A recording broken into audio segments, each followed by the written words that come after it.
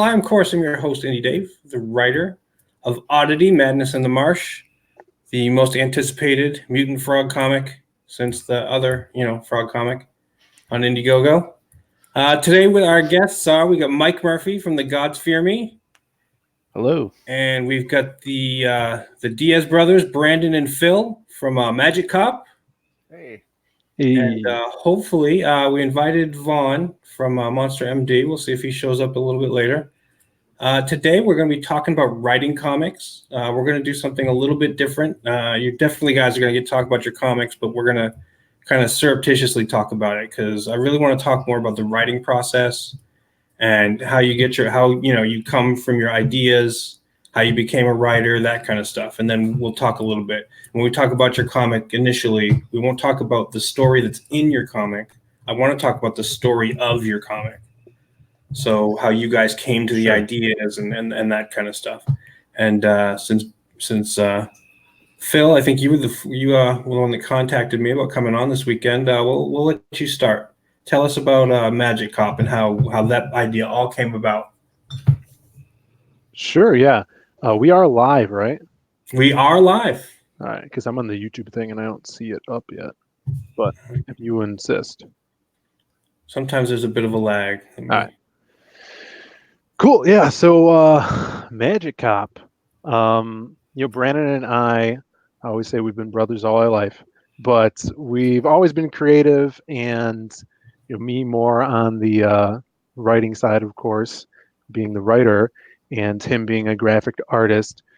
So we did some small press comics back in the day, probably like 7 years ago when we were even younger, and but we did it differently. We would film in front of a green screen with us and our friends, and Brandon would Photoshop it to make it look like a comic book.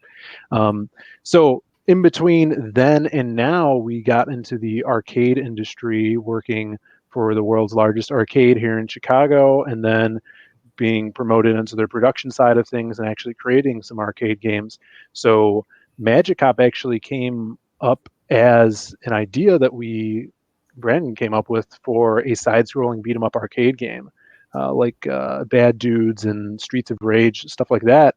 And from the title that Brandon just came up with, it kind of inspired the whole idea of what Magic Cop is, mixing in the 80s crime TV show aspects and aesthetics into this magical world where there's werewolves and witches and ghosts and any spooky creatures you could think of living all together. So we laid out basically a map of how you would traverse through this game, and when that never got greenlit, I kind of was really in the mood to get back into writing comics and doing traditional comic scripts, and I thought, who better to have draw it than Brandon, who helps create this IP. So yeah, and it grew into what it is today. I hate to interrupt you, but I'm having this. I'm still not seeing us live on the thing. I'm not sure.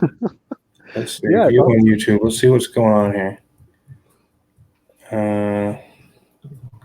Let me see. Yeah, I hate to do that. I'm just not sure why it's not broadcasting on YouTube.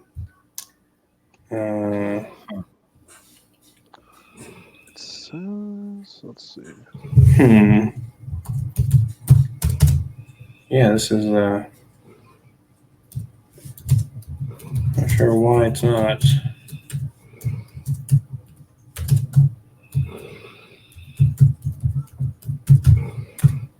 All right, hold on a second here. This has never happened before. I know Vaughn's saying that we're live. He can see chat comments. Yeah, I can see the chat comments, but we're not set to private. I don't know why.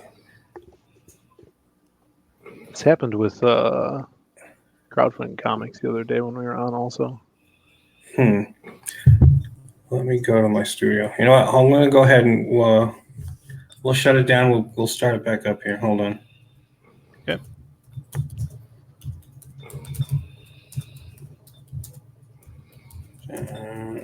Try again. Let me put that on. Let's see. Is Vaughn waiting in the shadows? I don't see him. How is he able to chat then? Oh, he's in the private chat. I don't.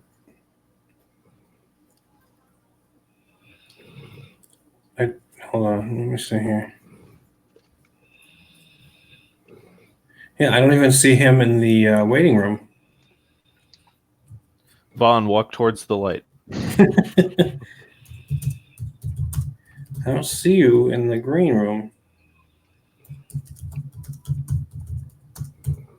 All right, guys. I'm gonna go ahead and shut it down. We're And live then, now. are we on? Yeah. Hey. All right. Massive Let delay. me go back there. Oh, alrighty. Yeah. Oh, We're All right. So I hate to do this, but I'm gonna have you tell your story all over again. good. Right. No problem. Let me mute this. Let me mute. All right. You do your intro again. All right. Yeah. Let's have your story all over again. So, hey everybody, this is Phil from Zaid Comics. Dave wanted us to talk about how we got into our books and the ideas of them. So, if you guys haven't heard this story before, Brandon, my brother, who does the art for Magic Cop, we used to do small print comics back in the day, probably like 7 years ago. We would go to like Wizard World Chicago and sell like 50 issues of floppies of this comic called The Silhouette.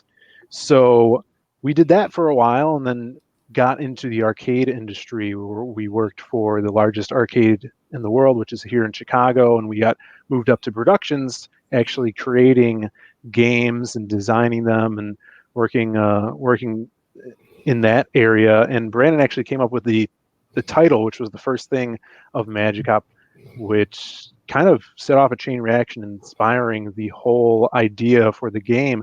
Just thinking about what a side-scrolling beat 'em up would entail, titled Magic Cop, and kind of twisted this magical world where werewolves and vampires and witches live into this 80s aesthetic Miami Vice feel.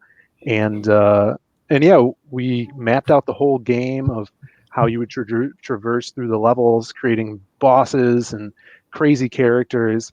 And when that didn't get greenlit, I was really into getting back into comics, writing full script style, and I thought we should make this into a graphic novel and see where it goes. Take some of those bosses that we created and make them the bad guys, and work with this four-man team of Magic Cop and turning it into this comic that we're doing today. Cool. Now, what was it about the kind of '80s thing that did it just pop in your head? Was it do you like that kind of in general, the stuff from the '80s, or?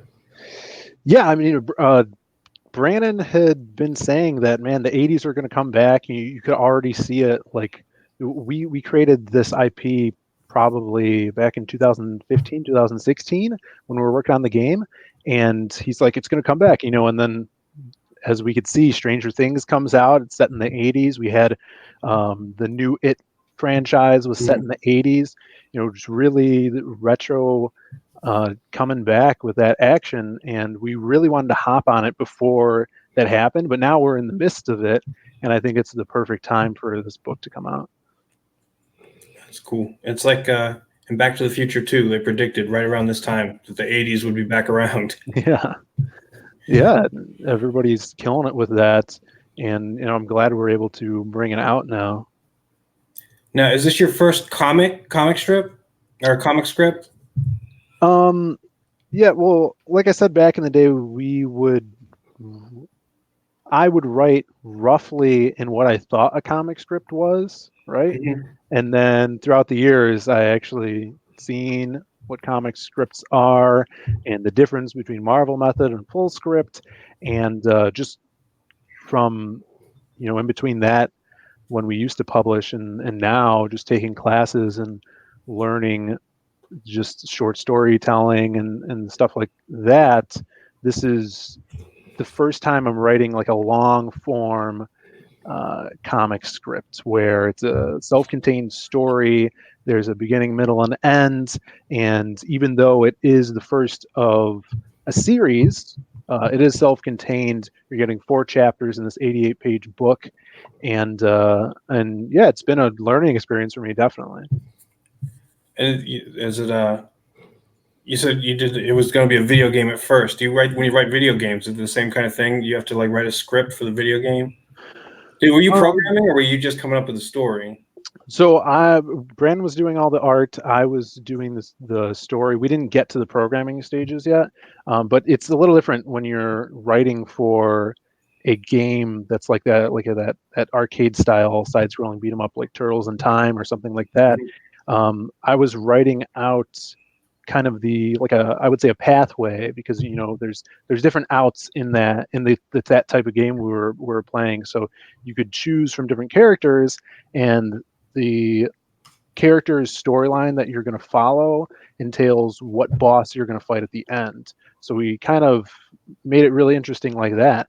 And it's very linear, where you could branch off in some different areas. But yeah, it's really different than writing a comic script, because you're kind of limited in that arcade aspect, where in telling it as a graphic novel, you get that that story of character. You get to know these characters more.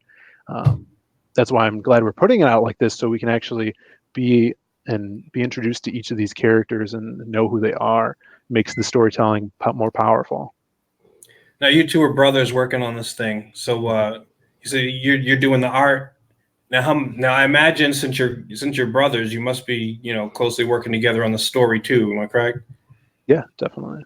Mm-hmm. Making sure everybody's contributing, I assume. Yeah. How much input? I imagine you both had the input. For Brandon, how much have you? The story is your ideas. Is it roughly 50-50 or? So it kind of works out. It's not 50-50 for the story aspect of it, but like, let's say when we were conceptualizing it going into the like pre-production process of it, we would go have lunch or have dinner by ourselves and go to a restaurant and then just talk about like, hey, this would be cool in a story, or like this would fit in with the aesthetic of the time and stuff like that. And then Phil is the writer, and so he knows how to come up with the dialogue for that situation, or like weave it into a real nice narrative to go from where from the beginning to the end. And then he's the one who really weaves all of that together.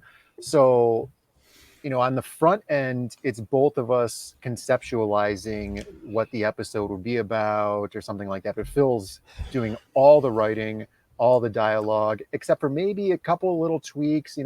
Like I'll get the script, and then reading through it, I'll actually put the images down. But sometimes I change things because it might look better like this, or it might play better on paper like this, and then. So I have a little bit of input on the story as far as that, but Phil does almost all the writing. Yeah. All right, that's good. We finally found Vaughn. He's here. Where am I? Vaughn? There he is. You were stuck in limbo, man. Yeah. Where am I? And who am I? What am I doing? So, is this a live stream that's being broadcast, or is this our own little private chatty? No, we are broadcasting right now. Now we're live. Now we're live. I think Okay. there was some kind of lag or something, and it took a minute to catch up. Okay, I'll use my live voice then. Cool. So it's good to see you guys. Is this a fun little talking about our process? Just sharing we're going to talk about our insights? projects. Yeah, we're going to talk about our projects, but I really want to get into your process, how you put stories together, and instead of talking about what's in your book right away, talk about the book, about you and making the book and everything that goes into what making wait for you would be Monster MD and all the stuff that went into that from beginning, the idea, maybe how you got into writing, any of that kind of stuff, and rather than talk about, like I said, we'll get into the stories for sure. But right now, I want everybody just to kind of talk about the book and making the book and that's what I thought. Process. Yes, Okay. exactly. Very cool. Okay, just let me know, and I'll unleash hell upon all of you. All right, so let's see. We got Brandon. Phil talked about. Let's Mike tell us about the making of your book, from the ideas and all that. You still on, man. Mike? Oh, there he is. As far as being originally, can you hear me? Yep, Yeah. Yeah, yeah, we Good. got you. no doubt. Yep, we're good. It's all yours. Okay. All right. Cool. All right. So, as far as being a writer goes, originally I went to the American Academy of Art in Chicago, and I wanted to be an illustrator. That was where the Mortal Kombat guys went. Alex Ross, it's a big illustrator school, and I met up with a bunch of dudes who wanted to get into comics too, and it was that thing of like we started working in an anthology book, and one of us had to be the writer. I always use the band analogy. It's like no one wants to be the bass player. So like I kind of got saddled with it, but I eventually just kind of fell in love with it because it's faster than being an artist and it allows me to be more productive. So, like since my early 20s, I was just kind of I stopped thinking of myself as just an artist and like started thinking of myself more and more as a writer. As far as the process for this book goes, so with The Gods Fear Me, a lot of it really comes down to a handful of influences. Ridley Scott, Frank Miller, and Dave Stevens, I guess, would be the biggest.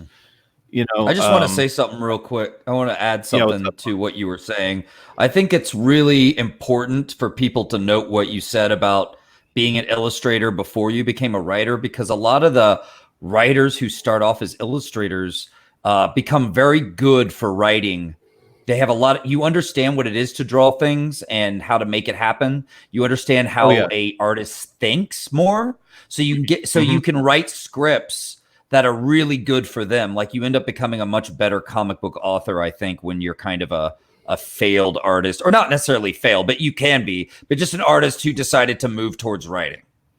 Yeah, I know when I'm writing no. stuff. Yeah, when I'm writing stuff for Sweens, or whenever my general philosophy is when I'm writing is because I'll write basically panel by panel description, the whole thing, and then I hand it to the artist, and I'll be like, all right, this is basically my idea. As long as you stick to the story, it's okay for you to change stuff. A lot of this is just suggestion. And unless specifically I say, this is how I want it to look exactly for this page, then for the most part, I'm trusting because you're the visual guy and you know what looks best on the page. So, right, but you're able to visually communicate things with writers. I mean, with artists, which is what they like. All my artists love that I can draw and that I can draw over stuff, and I draw concepts and I send them to them. And it's all that stuff has really helped Monster MD become what it is. So it's a definitely cool that you went to study illustration first and then discovered that you're more of a writer. Yeah. And my day job is I still do illustration. Like once in a while, like I'll work on short comic stories, but most of my work is outside comics. And to your point, like the two biggest red flags I always run into, like when I'm working on someone else's script, is I can tell that they either have no background in art or they don't know how to write for an artist when the entire page is just full of dialogue. And the other one is when you have a panel with one character doing multiple things in a single shot. Yeah. Like that stuff. Like I don't think a lot of writers get, like, you can't have someone walk into a room and have something off and reach for a chair and start to sit down all in the same panel. Yeah. I write very cinematically, so yeah, that's definitely you got to watch out for that. yeah, totally. So with The Gods Fear Me, like Ridley Scott, Frank Miller, Dave Stevens. I watched Prometheus, couldn't stand it, but where my brain always goes to, I know, right? Joseph, or that Damien Lindholm guy needs to get kicked in the nuts. I hate that guy. He ruins everything. He's gonna put out His that whole new thing- Watchmen. He's gonna put out Oh, Watchmen. yeah. He got Is he? he got to write for comics. He got to straight up write for Marvel because he was such a hit for Lost when he made Lost with J.J. Abrams, and they were like, "Here you go, you get to do Hulk versus Wolverine," which is just awesome. And like Joe Quesada Right. was editor in chief, and he spent like 3.5 years writing it. Like it's like one of the most late things ever at Marvel. Yeah, He's well, not I mean, much the of a worst writer. thing about it was like the first issue came out, and then 2 through 4 didn't come out, like you said, for 3 years. Like, Yeah, I mean, it's one thing if he took 3 years to write the entire thing, but like he started it and it just kind of sat dead for 3 years to the point where no one even Yeah. remembered it existed. Yeah, and he wrote like an apology letter. He was like, "Sorry guys, comic writing is hard." And I was like, "This is the top earning like LA screenwriter? Like this is it? This is who's making all the money right now?" It pissed me off.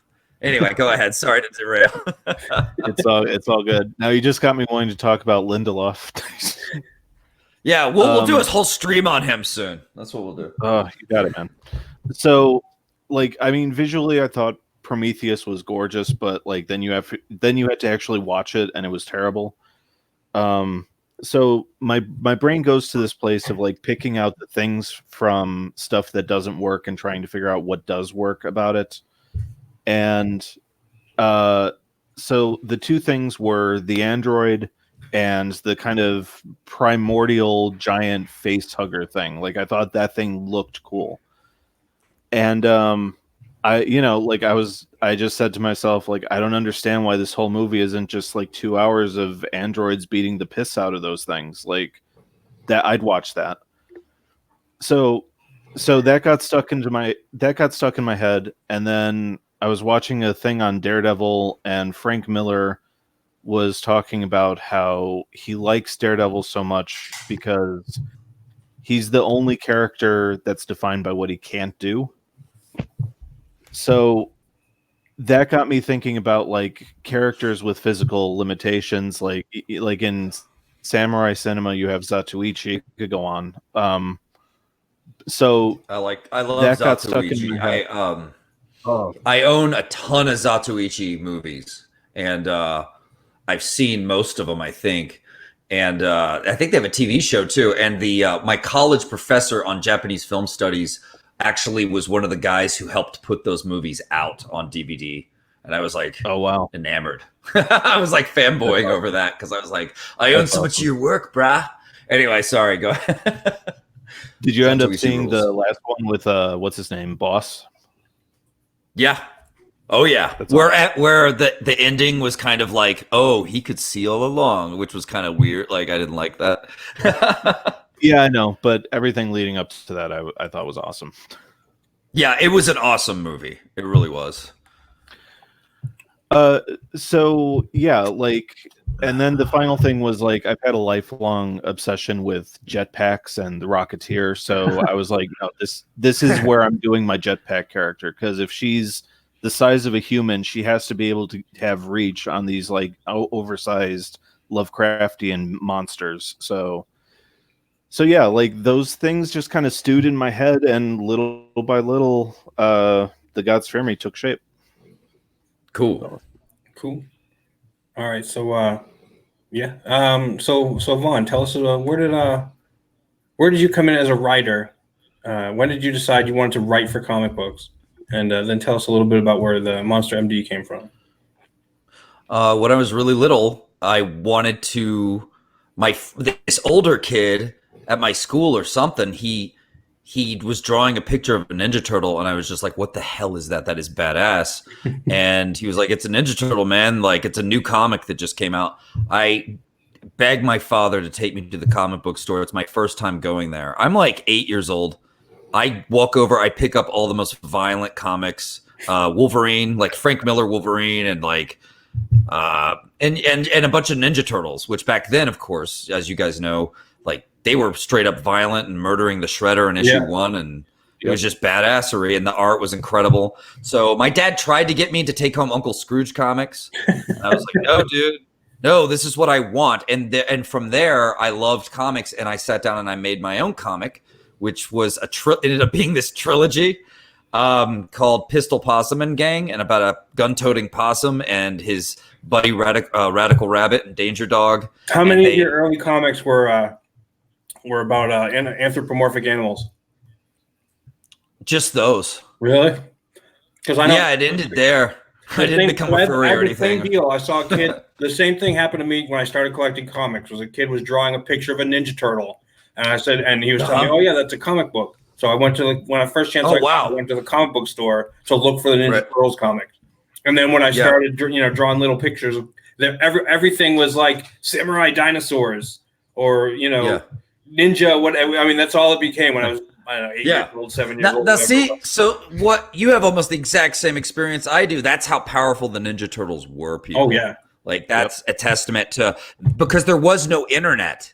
It was viral through kids drawing it and other kids going, "What the hell is that? I want to draw that too," Yep. And then you go out, you beg your parents, you go to the store, you pick up your first copy, and your life is changed. And my life was definitely changed. I was in love with comics before I even read comics, I think. Of course, I liked Spider-Man and stuff growing up, like every kid. But I think getting into comics was that Ninja Turtle gateway drug. I made my own books. Over the years, I made one in high school, too. I made one right before I started college. When I was in I took med school. I was going to be a forensic pathologist. And I started up med school, but I was drawing Batman and Battle Chasers instead of doing my homework. I also started designing T-shirts and posters for all the local organizations and just doing a lot of pen and ink drawing. And I just loved comics so much that I should have just gone to study comics and illustration, but I didn't. I wanted to play it safe like a dork. So I studied graphic design, which, that ended up being lucrative, but now the market's flooded. But it could have been something, but I didn't like that too much either. I went and studied art in Italy for a little bit, studied landscape painting, all this stuff, got my visuals down, my history of art down, just loving it and studying it for years. And then from there, I'm always drawing and making comics, designing characters, writing scripts. I ended up later in life, I ran my own business for a little while. And then later I decided to go to film school. And in Chicago, Columbia College, Chicago, where I became a screenwriter, and became kind of the top of my class screenwriter, like the go-to guy for scripts. Even the professors came to me to write their stuff. I worked very hard to get there. And after I got out of school, I tried to get writing jobs, which is very difficult. And there's not screenwriting jobs in Chicago. You have to do copywriting jobs, stuff like that. It ended up being kind of miserable. But I kept making books. I've made a 10-page book called Jasper the Shank that was just kind of a taste of the opening of the book. And then I was pitching the idea to Dark Horse. And then, of course, that's not going to work out. Let's see what else. And then I made a web comic that's online now on top. It's called Kataru Witch Hunter. And that was like a great practice, kind of more manga inspired, cool kind of mystery witch story about a feudalistic Japanese witch hunter who goes from town to town, kind of like Zatoichi. He goes from town to town, gets into trouble, and then leaves, So it was good practice for where I am with Monster MD now. My whole life, I was trying to be an illustrator, but every time I wrote anything, even when I was a kid, people would be like, "Whoa, what is this? This is awesome." I would write short stories in class about crazy sci-fi mutant lizards, whatever, all kinds of cool stuff. And I would always win awards for my writing. I would always win awards for this and this and that. I even wrote a screenplay in high school, or a stage play that's performed at my high school still to this day, which is kind of hilarious. Oh, wow. I was always denying myself of writing and drawing in one way or another, and just thinking that it was kind of a pipe dream. And then I ended up really going after it later in college and film school. And Monster MD was one of those ideas that sat on my stack of ideas on my computer for, I've done all the different amounts of time and work put into each script and story. I'm sure every writer knows what I'm talking about. And it kept bugging me. And one night I had a nightmare about a guy trying to help a werewolf that's strapped to a table and it's snapping at him. And it's all horrific and stressful for the guy. And I realized it's not much of a family movie idea like I thought it was originally when it was conceived. It's more of a kind of an adult, but kind of funny fun kind of adventure story idea. So I ended up coming back to that as my next comic after Kataru Witch Hunter, because the story just called to me and seemed too fun to pass up. And so that's how I ended up writing it. Oh, that's cool. So The first draft. Oh, go ahead. oh no, go ahead. Well, I was going to say the first drafts were more screenplays, and I was thinking about making it an actual short film because when I was in Chicago, I made a few short films. And I was thinking, will this be my next like short film that, I could, and I realized the budget for it and doing all the monster effects and everything would just be crazy. So I was like, well, dude, a comic book's not going to cost me that much. Maybe I can work with an artist on this. So I started working on it. It ended up being a 75-page book back then. I actually wrote it into a nice comic book script for my artist, though, which was awesome because it taught me how to write comic book scripts and like how they're kind of their own craft and everything. And then he bailed on me. That artist kind of went nuts and bailed, disappeared, didn't want to turn in the last 5 pages. It kind of was a jerk just out of the blue. Yeah, you get screwed over. So I was like, well, dang, I feel horrible because Monster MD could have been special. I put so much work into it. I helped draw it too. Like I was trying my best to turn it and make my vision happen. Mm-hmm. It all fell down. It leaves you really dejected and feeling like you don't even want to make comics anymore. I was feeling pretty down. And then of course I ended up hanging out with people and being part of this, Comicsgate, whatever, and meeting all these cool artists, getting inspired, seeing this new renaissance happen, and then making the big decision to bring Monster MD back from the grave and do it with the artist who I think would be perfect for it, which is Marco McCagney. And from there, we made what you guys see now. That's cool, man. How's writing a screenplay different from writing comic script? Well, you write it. Let me think about my comic scripts. It's definitely you don't write as many visuals. You don't write all the visual cues that people need to see as much as you write actions. You might describe things a little bit, but you need to be sparse with it in a screenplay. And you just need to get the story out and make it like a blueprint for people to make it. So, and you're not telling the story visual by visual. Well, you are visually telling a story in a screenplay, but it's got a different format. Instead of that's why my comics like hit harder, because every image I want to be strong. Mm-hmm. In a screenplay, you've got more time to just have people talk at a table and whatever. So that's one thing. Like the pacing is different. People say my writing's very punchy and that it just hits you with image after image and line after line that's entertaining. And my screenplays, I try to do that too, but it's not quite as, there's not as much tight, constricted space to tell your story in, Yeah. You got 90 pages for an hour and a half movie. Anyway. But yeah, my process ended up being that, I don't know if this will help other people, but my process goes something like this. I just open up a file and I write all these notes and ideas just free flowing, and I have fun with it and I keep the energy up and I just make myself chuckle and have fun building these ideas. But it's just like a SpaghettiOs mess. It's not structured yet. And then after I get enough ideas and things I start to feel confident in a story brewing, I write like a step outline. This happens. And it's kind of stream of consciousness. And I'll even, if I have ideas for cool lines that I can hear them saying, I'll put those in the step outline so that whenever I'm writing the script and looking at the step outline, I'll see these cool lines just waiting for me. They're already ready to go. I end up taking that step outline and looking at it and writing my first draft of the comic book script. And I on the fly, I may edit things, like change some certain things here or there, or change lines or whatever.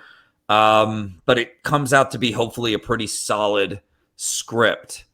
It used to be that I did extra steps, and before I would write it in his comic script, I would write it as a screenplay. And I think Doug TenNapel kind of does something like that too. I think he writes in screenplay format. He does a big note card thing. I know that. Yeah, he just starts with the note cards, and then based on the note cards, he writes a screenplay. I don't know if he does that just because he likes it and he visually can see what the comic is from the screenplay, Well, and then he just draws it. because he draws it too, so he doesn't have to write all the visuals because he kind Right. of looks at it and he knows what's Well, going on because the whole thing Right. idea. And But- that's part of his. but And that's he part of his gave background. Elliot- too. He gave Elliot, who's drawing Doom Kicker for Mhm. him, he gave him a screenplay too. And he said, "I'm letting Elliot decide how to tell the story." So that was interesting. Oh, that's pretty cool, actually. Yeah. I myself don't like it. It's weird. I feel like I'm more of a purist for comic scripts now, and I actually don't do the screenplays anymore. I just go from the step outline to the comic, which feels more fast and comfortable for me now. But it took me writing a few comic scripts to get here, you know? When I first heard somebody describe to me the Marvel style, I was like, that sounds lazy. You know, it doesn't sound like they wrote a comic. It sounds like they just like put some stuff on a page and was like, here, go, you know, whatever. That didn't seem Well, like it was writing a just, comic to me. When I first heard it described. Yeah. Yeah. Yeah, it's I mean, it interesting. was. I'm sorry. No, I was just gonna say it was mostly born out of like necessity because of how much content Yeah. like the bullpen was churning out. Yeah. What's weird? But it's a different thing when you write for art that's already there. There's a different energy to it. It's kind of fun. I parodied Starblades recently because he put up a page and said, "Hey guys, let her away," and I lettered did it, that and made it like ridiculous. And there's a certain type of frame of mind you're in as a writer when you do that, where like your speech comes out more natural and kind of fun. And yeah, I don't know. I had a good time with it. The Marvel method thing is interesting to me because you would think it gives artists more freedom, right? And I actually went around conventions and was asking artists, like Tim Seeley. I asked him what he prefers to draw off of script-wise, and he said full script more than Marvel method because it's better. Nice. He thinks it's better for the end product, which makes sense to me. He was saying that if you have all the dialogue, then you know what expression to put on the character's face. And Yeah. I was talking about this recently on one of the streams I was on last week, and I was reading the new Valiant book, Punk Mambo. It's a Cullen Bunn book, and he's working with Adam Gorham, the artist. And I did a review on it for one of my videos, and you could totally tell there's one scene where Punk Mambo just has like a regular expression on her face. She doesn't look like she's doing any emotion, but in the dialogue, she's angry at someone and scolding them. And I'm like, okay, this was written Marvel style because the artist didn't know what expression to put on this character's face, and the writer, after the fact, put this emotion in here, and it falls flat because it's like, oh, you don't know what Yeah. the emote is. It's very interesting. Yeah. I mean, it it could be for it could Odyssey, be done. he already handed me like 15 pages to start that was already Oh, yeah. done. And we're doing kind of a mix of like of scripting and the Marvel style. And it's because like I scripted a lot of the pages that he already did. So I basically had to script over it. And then we're still kind of at the point where we're kind of catching up with each other. Because because he already started drawing some stuff before I got on. So then all right, so I scripted a couple of pages, and then we get to a certain point, and I was like, I'm a little bit stuck on it. I'm like, well, we'll get this like kind of fight scene going on here. And he came to me, he's like, yeah, I had this idea for the fight scene. I'm like, cool. Here's what I want you to do, and I just give him bullet points. I'm like, this has to happen, this has to happen, this has to happen, this has to happen, and then you just do what you want to do with the fight scene, and maybe we'll look at the thumbnails, and we'll make sure all the pacing's right and stuff, because we're trying to split the book into two basically 24-page books. So later on we can put them out as a couple of floppies. Mhm. And so basically that's what we're going to do now. He's going to draw the fight scene basically how he wants, and as long as he hits those bullet points, then we should be good to go. And then we want to get that pacing down to where we want it. So it's kind of a mix how we're doing this book. It's cool though, because you're doing what works for your book. Mm-hmm. And capturing the fun and the energy in whatever way you need to. I would assume that writing the Marvel way is kind of fast, And so like that, and that's what they were doing when they were churning out those books. So like when you just look at the art, you know, and you just have them say some fun things really fast, but they still, even with that method that seems kind of just for mass production, put a lot of heartfelt, human, deeper things in their books that really made them stand out sometimes. And it was cool, man. It's kind of fun. I would write that way if I was told like I needed to or offered a job, but as a creator, like I'm always going to give you a script and make it as solid as I can, like of a bluept to make an awesome book. That's just the way I like it. For the next book, I'm going to turn in a full script, but it's just because of the way I came onto the project. That's how it ended up happening. Yeah, sure. But I think that Because go ahead. he had already drawn a lot of it. Yeah, He had already drawn a lot. Yeah. That's interesting. Definitely. All right. So what was it? You know, I had a question and it completely jumped out of my head. So who are you guys? Is there a particular writer, whether novel writer or comic writer, that you prefer? Yeah, I mean, there's a bunch of like I love Alan Moore's writing, and that's a guy that knows how to do a full script. Really cool. Yeah, Neil Gaiman, Alan Moore, Grant Morrison, a lot of the '80s like British invasion guys writing really speak to me, and a lot has to do with it with the awesome artists they were paired up with. Yeah, and even Neil Gaiman's novels, I really like too. Yeah.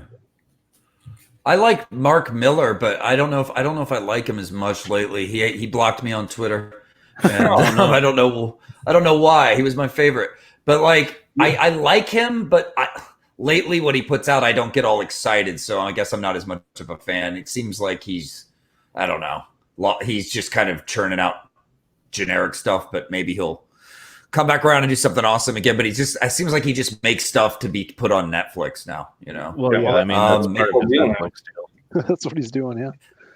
Yeah, that's what's going on. So Space Bandits, it's like, oh, come on, dude, you can do better.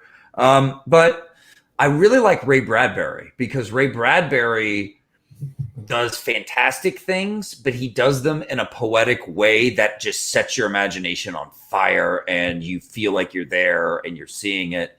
And he does it with few words. He's not overly descriptive. And that's part of how I try to write my scripts so that the artist, because let's face it, art is hard and time consuming. And you need to at least make the script for your artist, in my opinion, as pleasant as possible, if not something. In fact, I think the goal should be to set their imagination like off and so that they feel inspired to sit there and draw and give it that energy. So I try to be simple yet kind of poetic and descriptive in the kind of the clever way that Bradbury was when I'm writing my comic scripts. Even though no one's going to see the scripts but the artist, I just hope that it sparks something and then it makes the art that much better. Mm-hmm. Kind of like leaving that crumb trail to the next page where they want to get to it, Yeah. It's almost more important just to get tone down so that the artist understands, because like I said, the final script, the only person that's going to see it is the artist. Mm-hmm. Yeah. When I'm working with an artist, like not just my brother, like right now I'm working for my next project. I'm working with two other artists that are actually in different countries. So there's kind of like that language barrier too. So I'll send them the script and I'll ask them what they think and what tone they got from it to see if that is, if I'm communicating that correctly through my scripts for the artist. Mm-hmm. For great dialogue, an author I really like is Elmore Leonard. He's probably my favorite author, although he hasn't written my favorite books.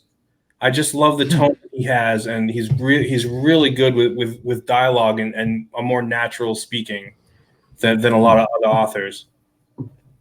Yeah, definitely. Lately, I'm noticing the more simple you are with your dialogue, the more natural and real it starts to get too.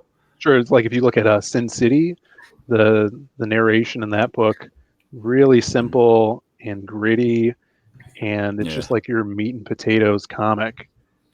Frank Miller did a awesome. great job with that. Mm-hmm. All right. Hold on, I just gotta. There we go. Oh, where'd it go? There we go. The Yeah, gods so- fear me. There we go. Hey, I know that book. So wait, what is the thing that the android can't do in Gods Fear Me? Is it like her? She's got one arm, Oh. right? She has Yeah, the one like arm her- missing. Yeah, her left arm's been removed in combat by the Puppet King, It's cool. which is one of the Oh, elder. King, that's alien. awesome. That's Thank cool. That's pretty. Yeah. You know what? Let's go into Cool that. metal. Let's start talking. Let's start talking about our books now. Let me see here, and we'll start talking about the Gods Fear Me, because that one is. There we go. There we go. So My favorite thing whenever I stream with you, Dave, is I love your snoring dog in the background. It cracks me I up always every forget.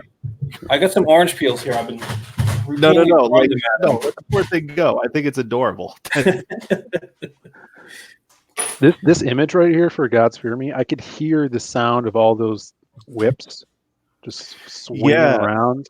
It's really cool. Yeah, like thanks, man. Like I haven't been able to talk about the Puppet King too much. Like he's kind of the main antagonist for the whole thing, and Yeah.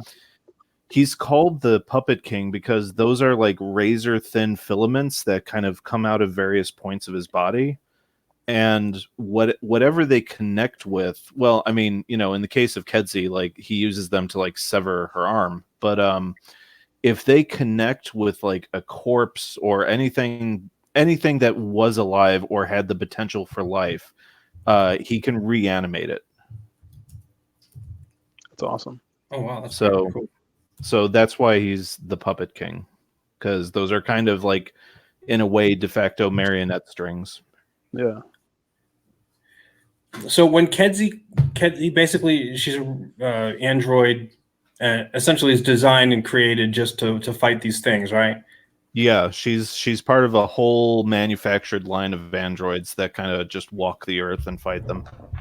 So when she pops out of the factory, she pretty much personality wise, it's a blank slate.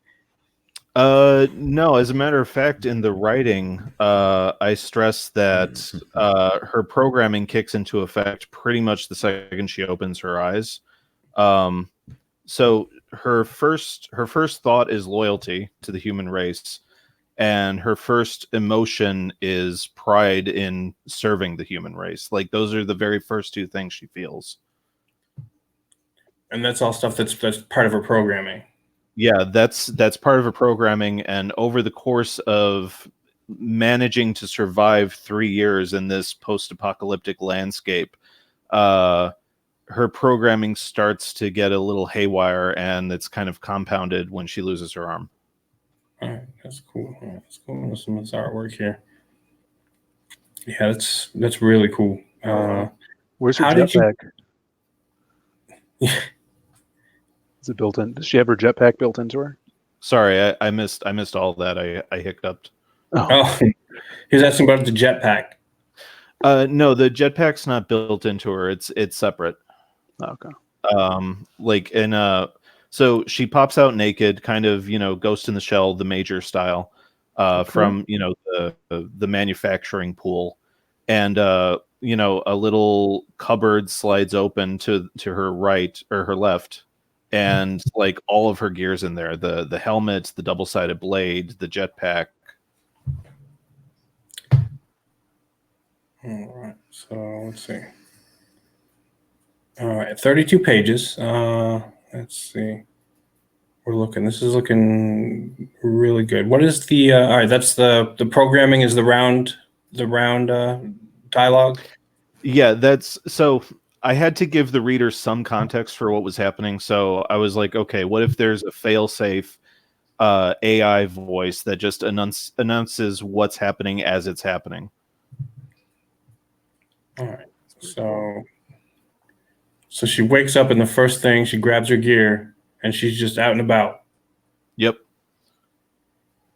Like she's kind of given like a huge info dump. Like the second she's conscious, she's brought up to speed on everything that's going on with the current state of the planet and the human race. And boom, like she flies out of the ceiling and she's like, all right, I've been alive 48 minutes.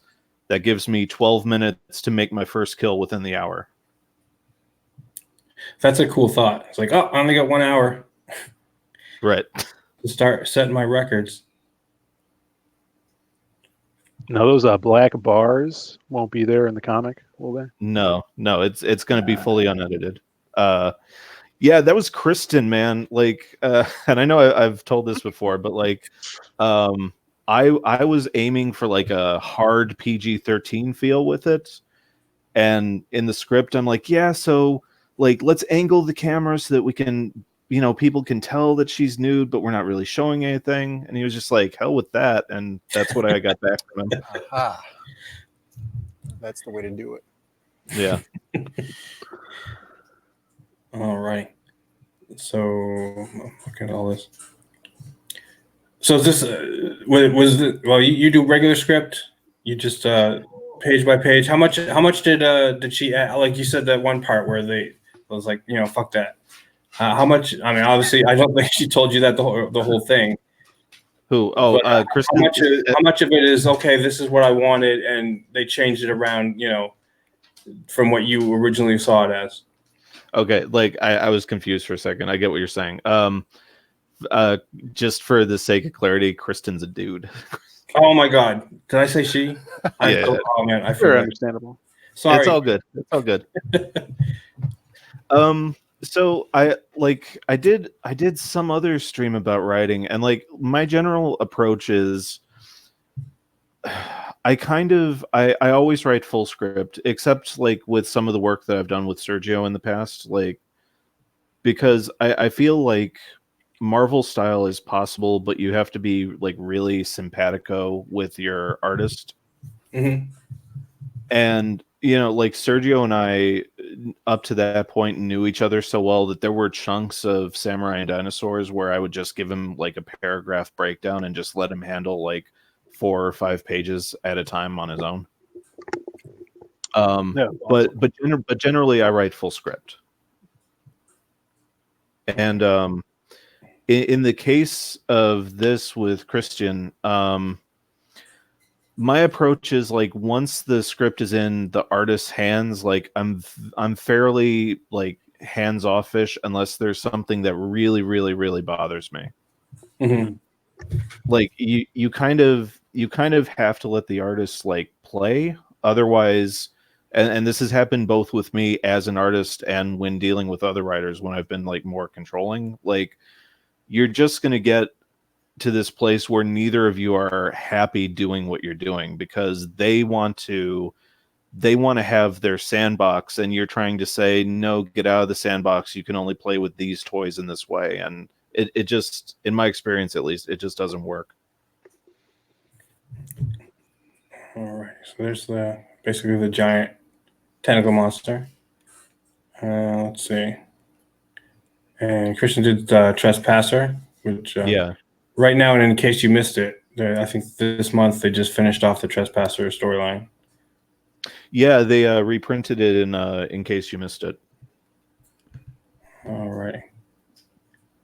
So we'll go over a little bit. Let's see. So you're getting a Donald DeLay cover. Let's see. Yeah. Yeah. Well, at 12, these are the stretch goals. At 10,000, you get full color interiors. Getting the Donald DeLay cover. Let's see. Getting a square binding at 15. Let's see. Superhero horror story. 13. That's your other book, right? Yeah.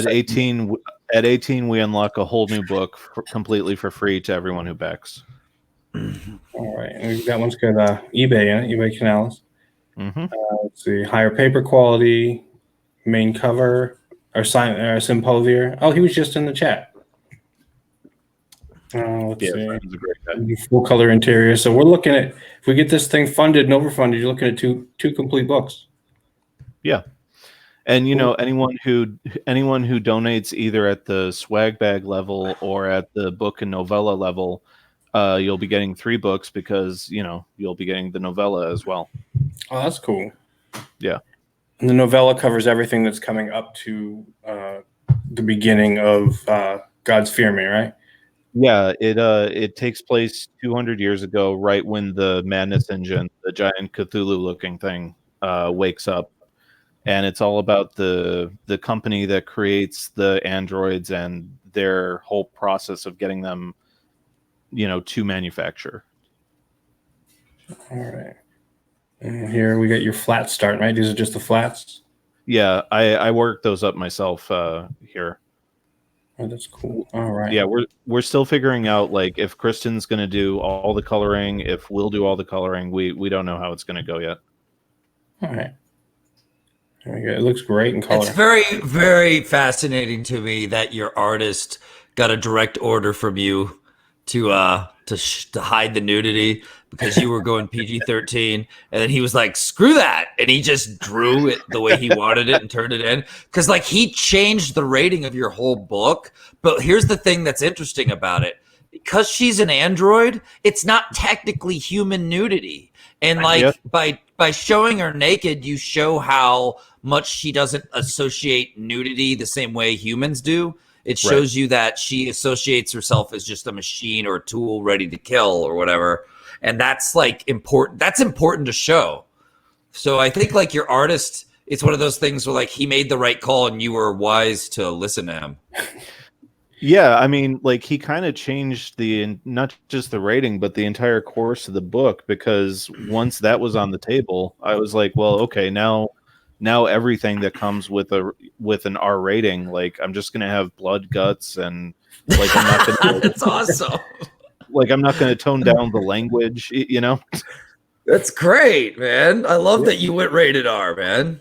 That's the way I like my books. I like my books rated R, man. Screw it. Yeah, I hear you.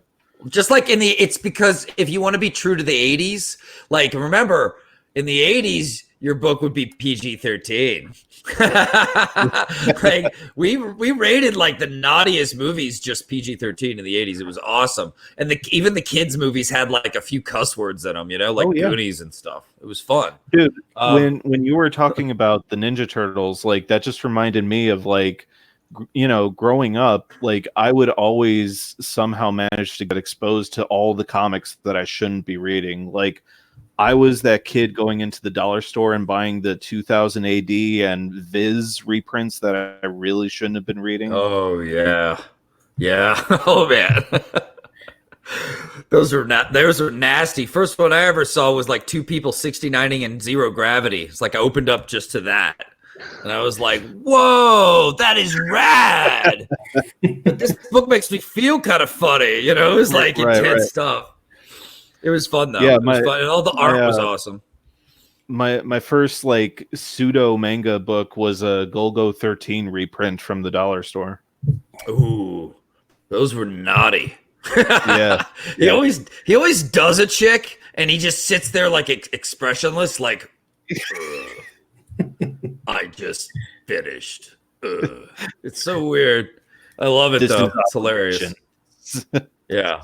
They had to make him outdo James Bond because he's the Japanese agent, So, like, I don't even change facial expressions when I come. Sorry, guys. Like, so Japanese and badass. Anyway, yeah, good stuff. Those eras were pretty cool. That was like our internet porn was discovering that stuff. There was no internet. You just had to find the stuff that got through the cracks. It's I remember. I got a book. It was from Eternity Comics, which I remember was one of the. I guess it was the IDW of its day. It was one of the bigger, smaller ones, and I got a book called Samurai, and it was just girl samurai, and all it was like cleavage and butt shots of this ninja girl. And of course. I remember bringing it home like, hey Dad, I just got a number 1. First issue. Everything was all about, get the first issue. And my dad's looking at it, he's like, yeah, you got it because it's the number 1.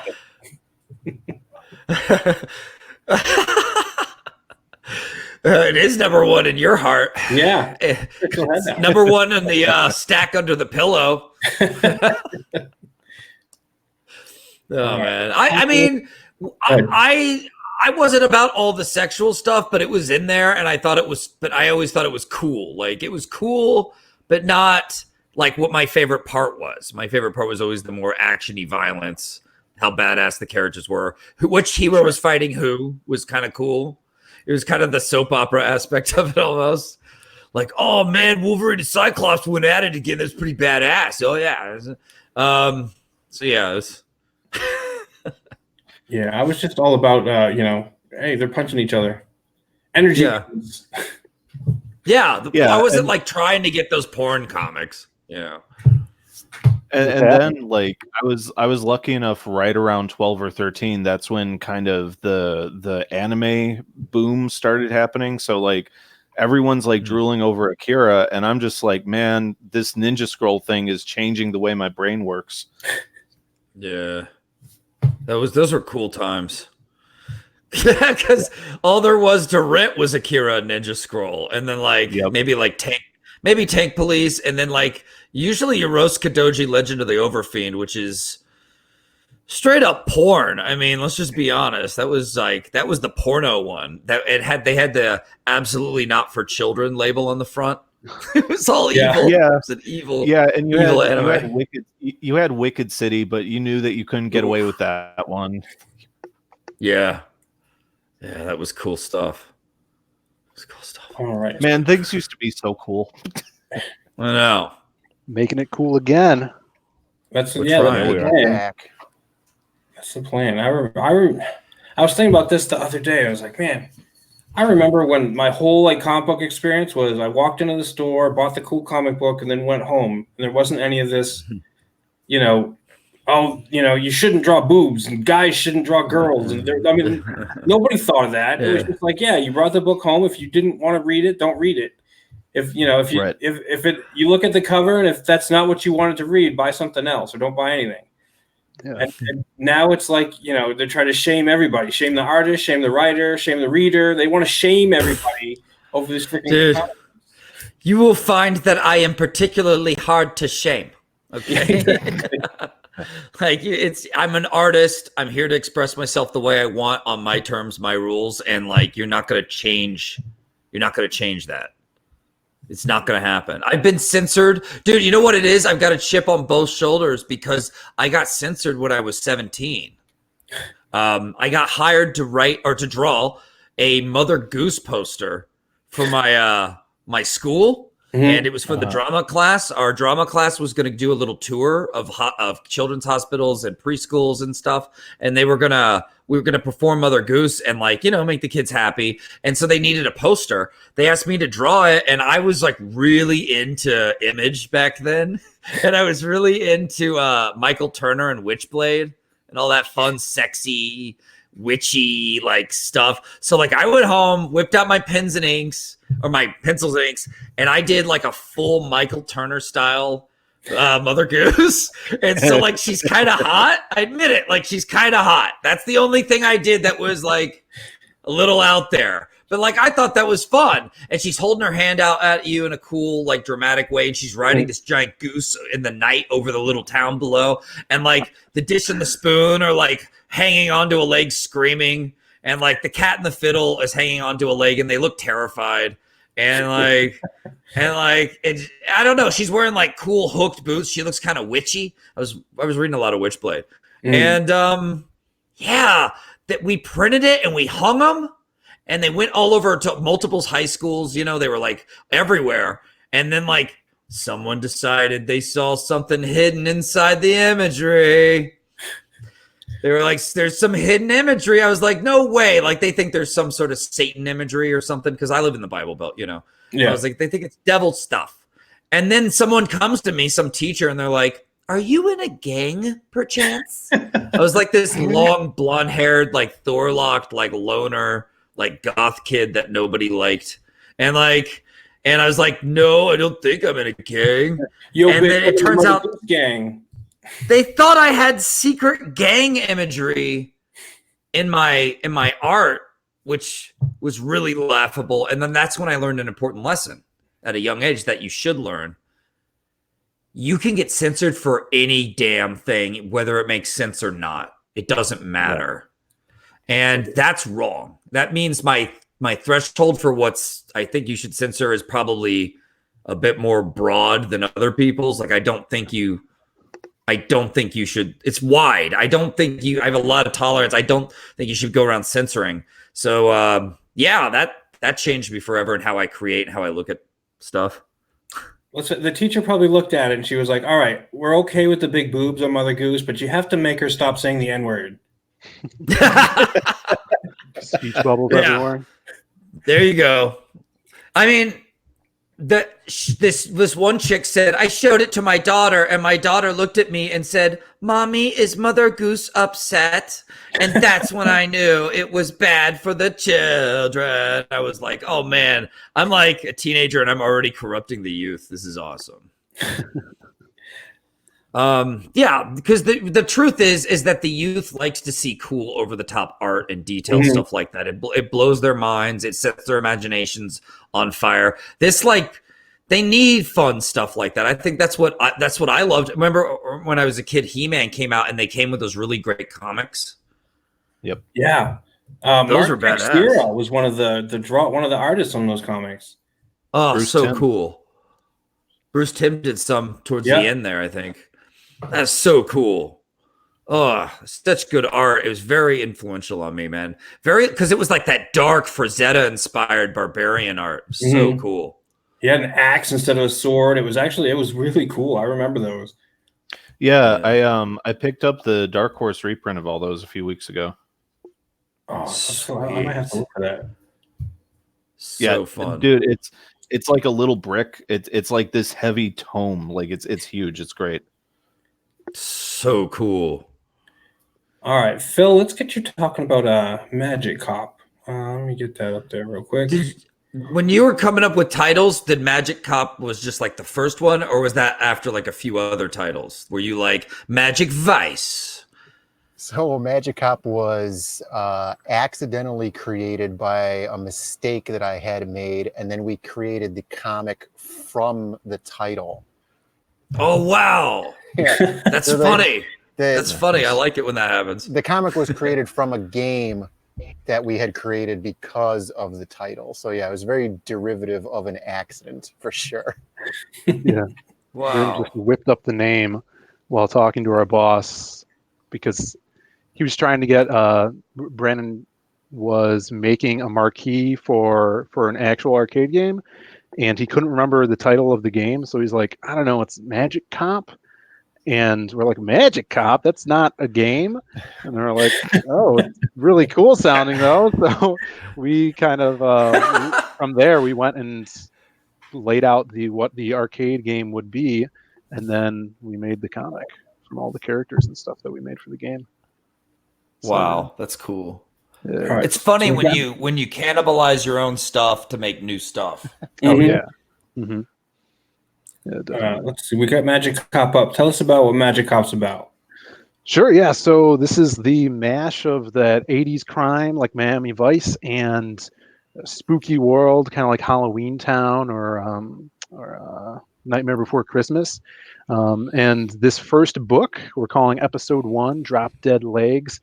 It follows Iggy Cromwell, who's a fresh new magic cop on the scene, has graduated from the academy, and he's put into the position of detective because he's part of the magic cop lineage. His family has this magic wand. It's been passed down generation to generation, and he is now a detective. Some of the other cops have some animosity towards him because they think he's this rich kid that just got the position of who his family is. But in this story, it's his first case, and he has to work with his Wolfman partner who's on the verge of retirement to investigate the murder of a mermaid hooker. And as they do that, we meet a lot of crazy cast members along the way, and they find out there's a bigger picture to this crime and the underbelly of the city. And the book's got fast cars, hot beach babes, and even hotter crime. and the only detective with the spells to stop it is Magic Cop. That's pretty cool. All right, so Leprechaun, I guess. I Yes, assume is- that's O'Hara. He's. I always like to talk about how we base the 4 characters on Magic Cop's team off of kind of like that archetype for those side-scrolling beat 'em ups. So we got Magic Cop and Grey Wolf, who are like basic 2 guys, and you always need your female character, who's our witch Helly, and then the big body character is O'Hara. He's a half leprechaun, half giant. it's a good mix. Yeah, he's our gentle giant. Whenever you're going to see him in passing, he's always got like a sandwich in his hand because he's always eating. It's kind of like a goofy trope we gave him. But he wields Does he magic eat like also. huge? He eats huge though because he's a giant, right? Yeah, he's got big sandwiches. Does he like? He should like brush the side of his mouth and whole banana falls down. He's got he's really funny. Like in passing, they'll be like, "You're a half leprechaun, half giant. I hope your mom was the giant." But it turns out, so That's he's funny. like a big boy. And You guys, this would make a really good animated series on like Comedy Central or something like Yeah. that. Oh, Everyone I would could love totally to. see this on like Adult Swim or Yeah. something.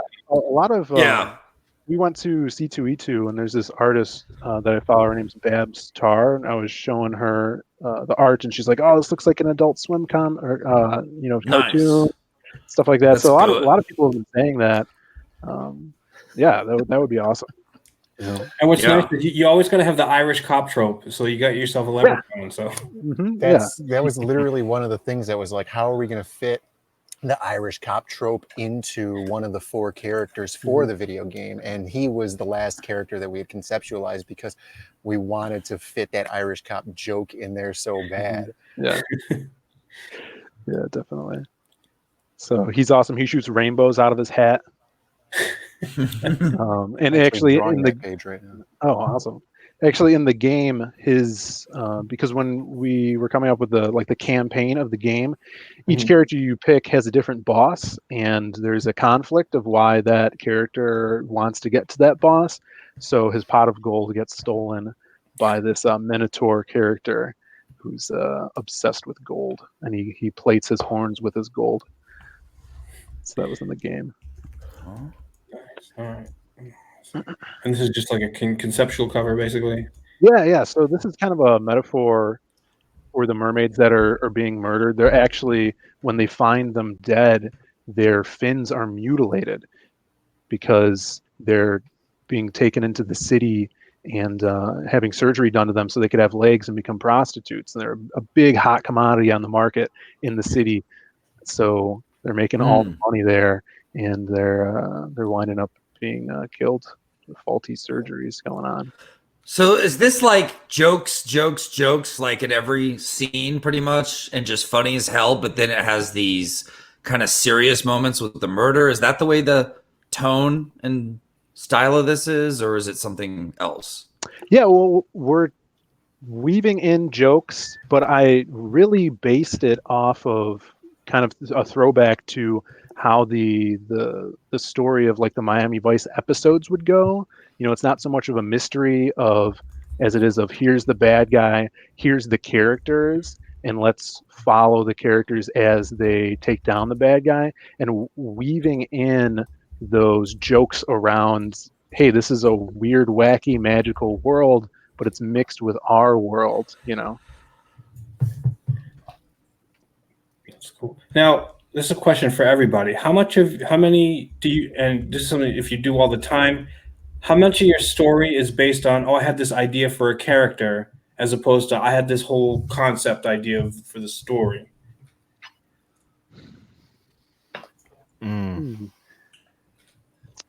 I'm usually concept first. I think it's situational, because with this, this is it's the concept of the world, and then I made the characters, and and then the story fits in with the concept more than the characters. So when you get into it, you could focus on different parts separately. So you can be like, oh, here's this character, here's his story, and how he works in the concept. With some other stories that I'm working on for my next project or for the stuff I'm doing in CG Jumpstart, they're very okay. I have this idea for a character. Now, what is he doing, and what's the concept I'm putting him in? You know, I think it's different for different stories. Yeah, this one's very unique because of the situation of it starting as a joke and then going to a video game and stuff. But yeah, I never, like, it happens a lot where you have an idea for a character and then you're trying to make a world for that character to live in. Like we have Ricky Rouse is a really good example of that. He's like a cartoony, kind of like Roger Rabbit-esque character. And we only have one story with him right now. And it's kind of hard to come up with something to like another story for him because you have to create that universe that he has to live in. And, you know, I feel like unless you have a really, really fleshed out character, it's harder to create a story for a flat one-dimensional or two-dimensional character. And I think that's where world building comes into play. You know, you have to spend time, like if you create a character, you have to spend time with that character.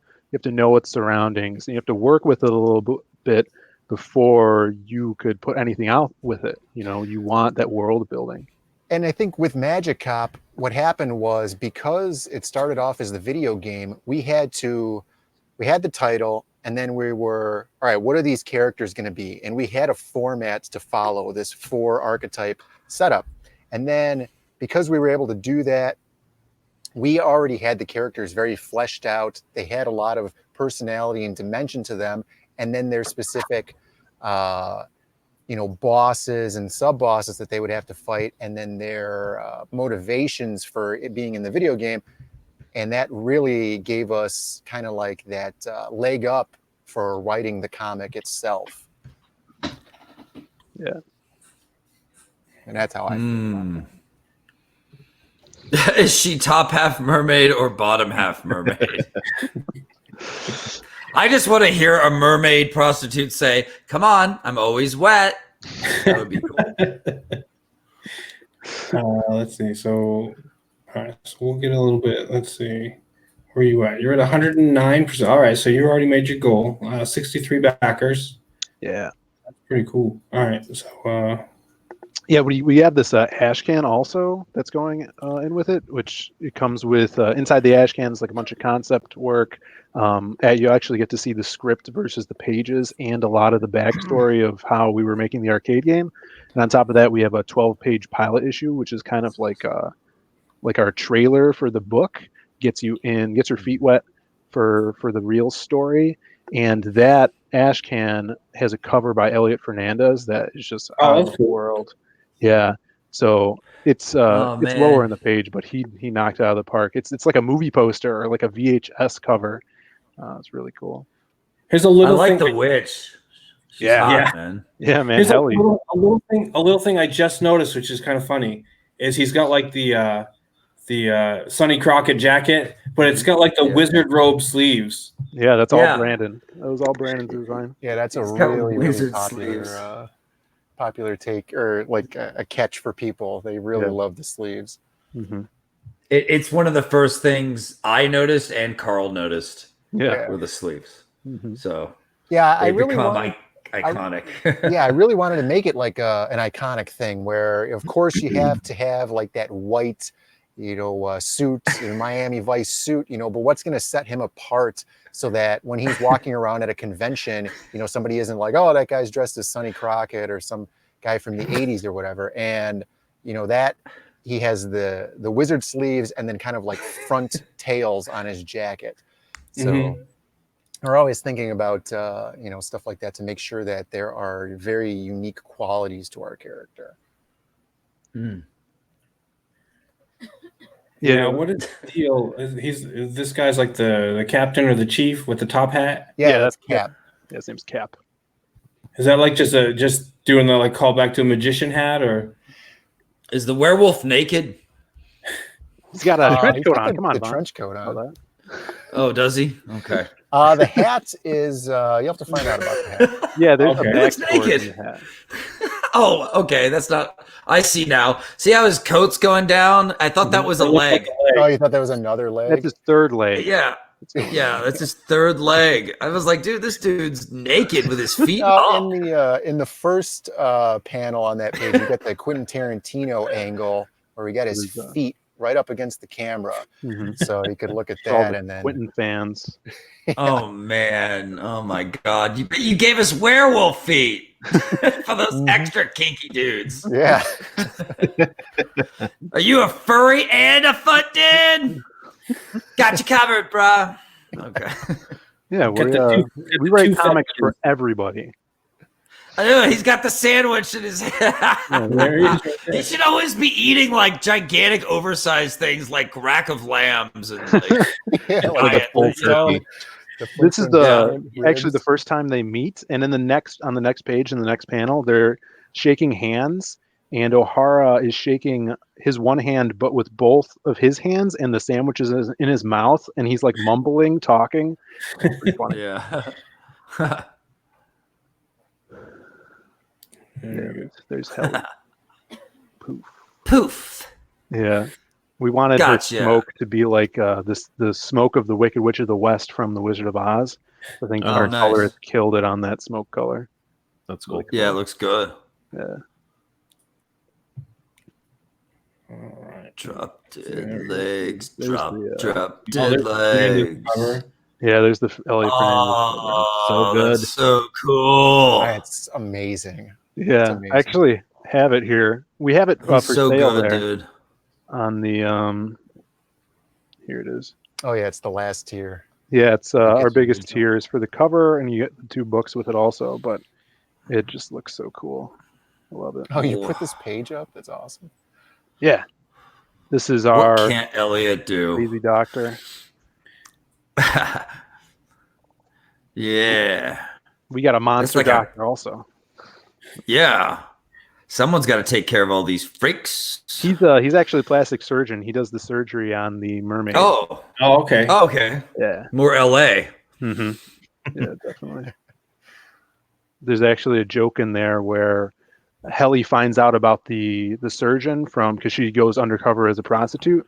So all of the other prostitutes are telling her that when she gets older, she should go see this doctor to fix her nose. And she's really self-conscious about when she gets old, she's going to get an old witch nose.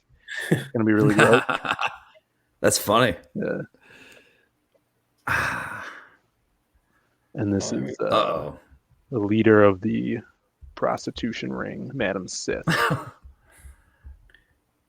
jumping out of the water there. Oh, is she a Gorgonzola? Yeah, she's a Gorgon, yeah. She's pretty cool. Vic King actually did an awesome fan piece that we actually got in the mail today, and we're giving away to anyone that backs while we're on a stream.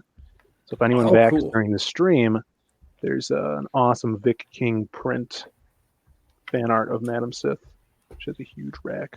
Looks like it's going to be Jam Creates. He's the only one talking. Yeah. It's cool.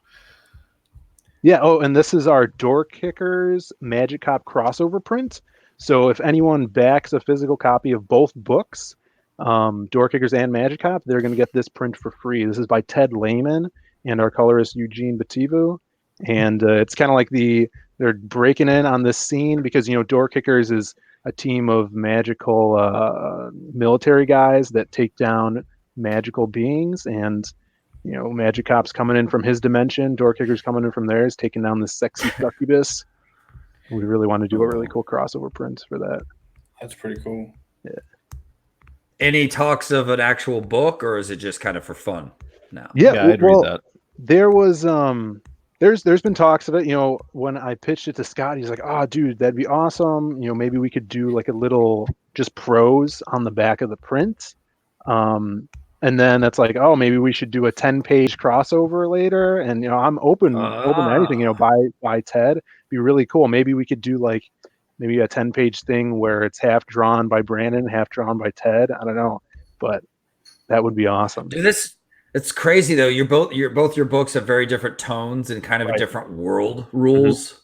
Yeah. Like your world is magic. Mhm. Their world is they track down the evil who are using magic and then kill them. So the only thing I could think of is that they kick down some doors and then they take out some bad guys and then they get sucked into a portal that takes them to your world. Yeah, or like I was thinking there's this one being that is jumping from different dimensions, wreaking havoc, and they're sent to track down interdimensionally. They find it, and I would think the door kickers would be freaked out by magic, like by Grey Wolf, our werewolf character, and maybe they'd fight a little bit. I think it would be really fun. Oh, get him in the arena a little bit. Yeah, that'd be cool. Yeah, and then here we got our 4 naughty prints. You guys could get these with a tier, but each chapter in the book has a cover, and Brandon drew them uncensored and naughty and notified. And yeah, so in the book they're censored, but if you guys want, we have the 4 prints. You could put them onto any tier with the add-on section of Indiegogo. You can do them singly or all together, and there's also the Elliot Fernandez. You can get that as a print, also that cover. But yeah, so those are for the people that like the finer things in life. Cool. All right. And how much longer is Magic Cop out? I think it has 5 days. Yeah, 5 days left. Yeah, I think it's 5 days right now. Yeah, I think we're gonna do a relaunch and then on demand, of course. You're gonna do a relaunch? Yeah, like the extend, I should say. Oh, okay. That's cool. You're already at your goal, so Yeah, yeah. super excited about that. That's cool. All right, so let's switch to the next one. What do we got? Monster MD. Did that one meet its goal yet? Yes. Let's see. What? I don't know. I think they're close. Well, yeah, we made a few sales recently. Yeah, it's feeling You know good. the Dude, I connection got here? that shirt. I wonder if that shirt is here. Oh yeah, why aren't you wearing your shirt? Because I forgot, and I don't know if it's here or not. He's got the Monster MD shirt. He also didn't take a picture and yeah. post it on Twitter. You know what Yeah. happened is because I got the shirt I wanna and I see. was wearing it, and then I got a haircut, and then it was all full of hair, and then I couldn't wear it, and then I don't know where it is. Let me go see if I can find it. Okay, cool. Thanks for buying a shirt, man. So let's see. What do you guys want to? Let's see. Monster MD. Let's go into the story instead of just like focusing on the campaign. The campaign did really well. I'm really happy with it. I'm stoked, and I just finished recently writing Shinobi Sasquatch versus Monster MD, and I'm talking to my artist about doing that, and I'm really excited about it. I think that book is going to be a real special bonus for anyone who backed my book or Cal's book, which is Shinobi Sasquatch. Monster MD is a story about a doctor to the local monsters who wants out of his job. He's tired of almost getting eaten every other day. And his invisible surgical assistant, who's cute as ever, Heidi H. Hyde, doesn't want him to leave and wants to keep him, working on the monsters because that's kind of who she is and where she's at.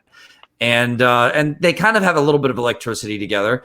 But essentially what happens is Heidi ends up getting kidnapped by the masked madman who cut off Wyatt's arm in the past and ended his medical career. And he has to decide while he wants to give up on monsters if he's going to go save her. And he ends up having to depend on the monsters more than ever to save her and kind of save the day, so to speak. So this has been an enormous undertaking of a project for me because I've done it once before and now I'm doing it again with a new artist, and I'm really proud of it.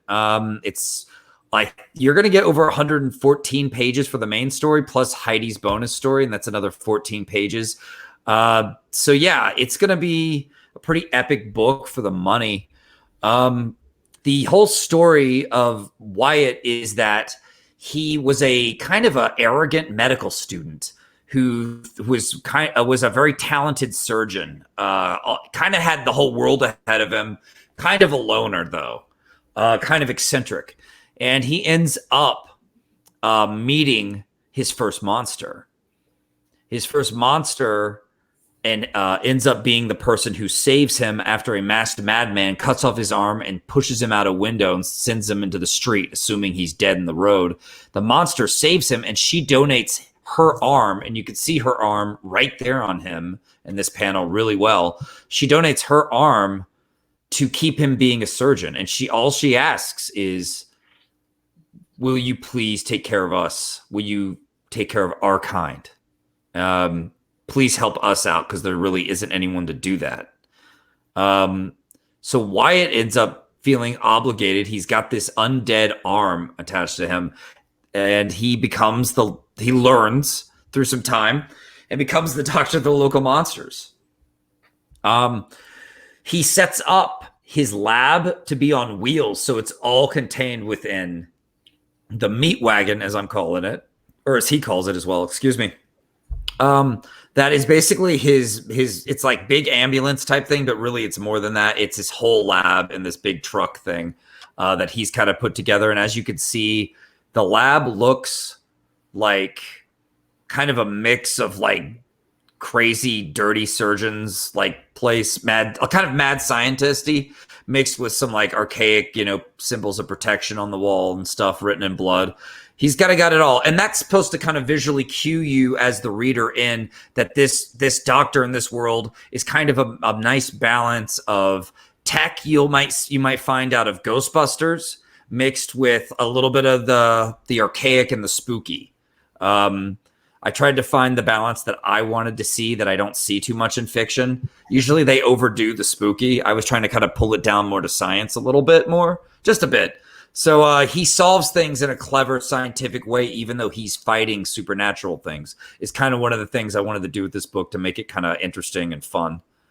Marco Maccagni, the artist from Italy, signed on, and I knew he was perfect for it because he draws monster stuff already for Action Labs, and he draws sexy, funny monster stuff too for Action Labs. So he was a shoe-in for Monster MD. Tanya Wicker's a colorist I've been working with for a while in the original version of Monster MD, and she's amazing. And when we mixed her color with Marco, we got this, and it came out beautiful. So we're really happy with it. Eric Weathers, of course, lettering, and he's doing an amazing job. And this is the little world Wyatt and Heidi live in. So awesome. Yeah. If I have you a comment shirt. look. Oh, yeah. Oh, awesome. Yeah. That's cool, man. It's the Heidi shirt. Yeah, the quality of it's awesome. I love the weight of this shirt. It's really light and super comfortable. Nice. And the color quality is just amazing. Oh, Get that's that good shirt. to hear. I was wondering about that. Yeah. That's Vaughn, cool, man. I had a question about writing Shinobi Sasquatch because I've never written Yeah. someone else's property before, right? Yeah. So when you were doing that, did you like get a sneak peek of the story, like to Yeah. get that character's voice? With I assume that happened Yes. with when you did the Graveyard Shift, also, right? Yes, I got to before I worked on Graveyard Shift. They sent me a digital version of Graveyard Shift. Oh, that's awesome. Yeah, how did you and like then- writing those other characters? I really, really enjoyed it. It's you figure out who the character is, and you it's kind of like a lot of the heavy lifting is done for you. You know what I mean? Yeah. Like you know who these characters are, man. Like when I read Shinobi Sasquatch, man, that was a cool book. First of all, it was a cool book, but it was also like I immediately understood who Shinobi was because he spoke very eloquently. Like it was kind of hilarious. Like he's this big blue Sasquatch, like hopping around the forest, and then he spoke with this nobility and this kind of eloquent like nature to him that I was like, I get this. I can write like this. Every time he talks, I'm gonna have him write like this. And I was like, because he's a very classic hero in the way he talks. but he's got an intelligence to him, Shinobi. I was like, dude, that's just ripe for comedy. You know? So like I haven't Shinobi say things that are like he gives like really cool facts about himself when I was writing him. He's like, I could smell a carcass from over 2 miles away or something like that, you know? Like he just says that like it's very matter of fact, and you know, and then Wyatt has some funny response about like, great, we're gonna need that, you know, or he said, you know, so it's like you can use that to create fun comedy too, because he's very like stoic and very he's like almost sounds like he's scholarly a little bit. Yeah. Because that's just how he made the character. So yeah, I understood that right away. So like when I write it, it doesn't feel like I'm finding the voice. Mm-hmm. I feel like it's already there. So it's like like I said, the heavy lifting feels kind of done. When I wrote for Graveyard Shift, it was a lot of me creating the voices because they just gave me like a plot, like what would you call that? A premise, kind of. Mm-hmm. It was more of a premise that they let me work within, and they said the beginning has to be this, and the end has to be this, and then everything in the middle is you, Vaughn. And I was like, all right, dude, I got this. So I got to create the voices on that one. I did not get the pleasure of writing the Graveyard Shift characters, which would have been really fun. I would have loved that, but I did get to write a crazy serial killer that was running around a campground murdering everybody, and that was fun. Cool. Sounds like something you would do. That consolation prize. Yeah, and and they paid me really well. They were amazing. It was like a joy to get to like write that for them. You know, I heard you got a washing machine. I sure did. Nice. I took that money and I was like, Daddy needs a new washer. I broke the other one because I put some bed sheets in it like a bonehead. It got so heavy, I think it broke the spinner or something. You live and learn. It's like how we all put like a dish soap in the dishwasher. Like that's where it goes. It's called I've done dish soap. Put it in the dishwasher, and then your whole house fills up with suds, and then you party. Yeah, good times. But yeah, that's. I think Shinobi was my first time writing another voice for like a character that people know now, and I really liked it. It was exciting. It was fun. Shinobi is such a cool character, and to have him interacting with someone who's wild like Wyatt and Heidi was really fun. Like this script is so funny, and just every page is just jokes and like crazy things happening. I'm actually pretty pumped to get that one done. That's exciting. I absolutely love this guy's art. Yeah, man, he's amazing. His covers He's comic shops all the time off of his Action Lab stuff, and what's something Blade, that hot chick. Vamp Blade. Yeah. Just those covers all the time. Yeah, he's incredible. I think he's got a way to do his art faster than other people's. He does work digitally, and he just rolls, man. Like I feel like he must have there's a lot of joy in his line work and the way he draws, and he turned in work so fast to me that I was like, this guy's a machine. Yeah, which is a bonus when the art's this good. The whole way I envisioned Monster MD, he captured it too. So it's been really fun getting to work with him. He and I'll send him notes for something going, you need to make it look like this. And he would show me his sketches, and they would be already what I wanted it to be. And we'd be like, oh, you. It was fun. I do have a question about Wyatt's arm. Now, is there any scene in there where he attempts to do the stranger because he has the other person's arm? And it's a chick's arm. Yeah, so it's even a bonus, I would say. Yeah. Well, I thought about it. I thought about it real hard. And I decided that Wyatt already tried that quite some time ago before this story. All like right. probably the same, like maybe the next night from him receiving the arm. And he was like, nah, man, it's too weird.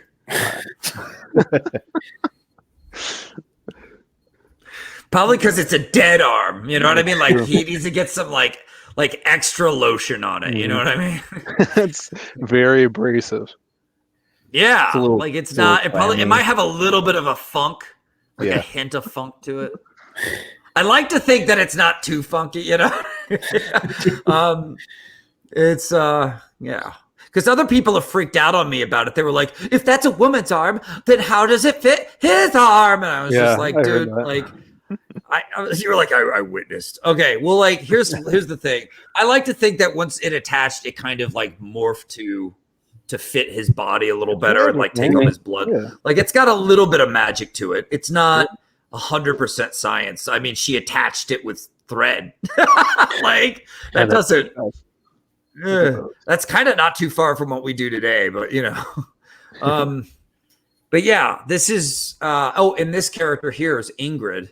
And man, Ingrid is like his first encounter with monsters. Like this whole new world opens up to them. These things are real. And she turns around and her whole chest is open. And he says, you know, can I help? And she looks at him with this cold eye, kind of a scary eye. And she said, I don't know. And then she turns around all opened up and says, do you help monsters? And she tries to jump off the building and he saves her. And when he saves her, he's officially saved his first monster. So he's kind of being slowly brought into this world of caring for the monsters. And he realizes he's good at it because he and Ingrid become fast friends. And then, of course, tragedy strikes. He gets his arm cut off. He gets thrown into the street. Ingrid saves him, gives him her arm. And then her mission is done. She has to move on to the other side. Yeah, it's a little spoilery, but I'll stop. But yeah, it's his. You get to see Dr. Black's origin, so to speak, but it's done quickly and kind of in the middle of the story and doesn't take up too much time. This is not some huge origin story type tale. It's the real deal. Like badass, awesome story, good versus evil, all that fun. A doctor trying to make his way through, working on these crazy monsters, and his relationship with Heidi is really important too. So That's awesome. Just going through some of this. The sketchbook. Is this part of it? This comes with it too, the sketchbook? yes. This is, you can buy one of these as well, and it is going to be square bound and as fat and awesome as I can make it. And I've been working on it and gathering all of our art that we've made for this, including some of the fan art, which has been awesome. And so, yeah, you can get this sketched here is on the campaign. I like sketchbooks, so I asked people if they wanted it. They said yes. My philosophy for my campaign was be a yes man, like just give everyone what they want. So I've been trying, that's for sure. This is the meat wagon, and this was the blueprint that Marco and I worked out together, and then I labeled it all this hilarious stuff, just to have fun with it. But yeah, it's one of the things you see in the sketchbook. That's pretty nice. Is this going to be in the sketchbook? Look at that. Ooh. That's our print, baby. Heidi needed the money, and she was. And my dad, of all people, said, "I'm getting that, and I'm going to frame it and put it above my TV." And I was like, "I don't know. I didn't really think you were the clientele, Dad." But he's like proud of me. I'm like, all right. I'm like, I guess that's how you show it. That's cool. I'm fine with that. So yeah, this was a cool pinup I did with Sashi.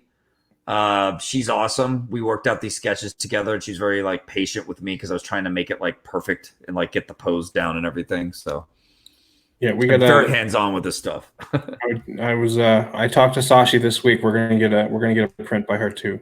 Oh wow, that's great. For our female character, yeah. Is it a female frog? Girl? No. She's Joanne I'll tell you a little bit about it when we get into when we start talking about Oddity. Let's see, because we haven't really pushed, and I think that's gonna be a big push for the book too. Is we haven't pushed that female character yet. We haven't really shown that much of her, so I think that's cool. Hopefully that'll give us a little bump up too, because we're in that slump right now for the thing. That's a very wise bump up idea. I would say, like, you know, get your audience to bump up. You know what I'm saying? Yeah. And then they'll show up. It's that sexy stuff is fun and it sells, and I think it's cool that we're not shy about it. We're willing to be like, yeah, let's show it. It's fun, and like, let's appreciate women for being sexy. You know? I mean, look at Brian Pulido. He's made a empire out of it. Oh yeah, he has. Yeah, it's gotten a little out of hand because, like, the last Lady Death Kickstarter I saw was like Lady Death condoms for everybody, and I was like, "What the hell is going on here?" Yeah. I should do Monster MD condoms because, like, they would help present. They would have a funny message, like, you know, it prevents, you know, furry furpies, or lycanthropy or whatever. You know, like. Things like that, like, it'd be funny, but yeah, it's good. It's good to be sexy. That's part of what I loved about the way he draws Heidi too. Heidi, even though she's invisible, there are these cute, sexy ways in which her body language does things that make you just fall in love with her. That's part of Marco's genius. Mm-hmm. Speaking of sexy, you can see here on the left the succubus. Her name is Sylvia. You're gonna see more of her. She's pretty voluptuous. You get the little collection of different monsters. Get a call back to everything, as much as you could. As much as I could fit in within reason. Yeah, it was fun. It's awesome. Yeah, it's going to be a really cool book. I think that people are going to be able to get into, because it keeps the heart and soul of these characters. It really stays true to who they are as people more than just being the crazy story. It's I mean, he's a guy that he's kind of lost his path. He doesn't know where he needs to be. And he doesn't know where he belongs. So yeah, he has to kind of figure that out. Right.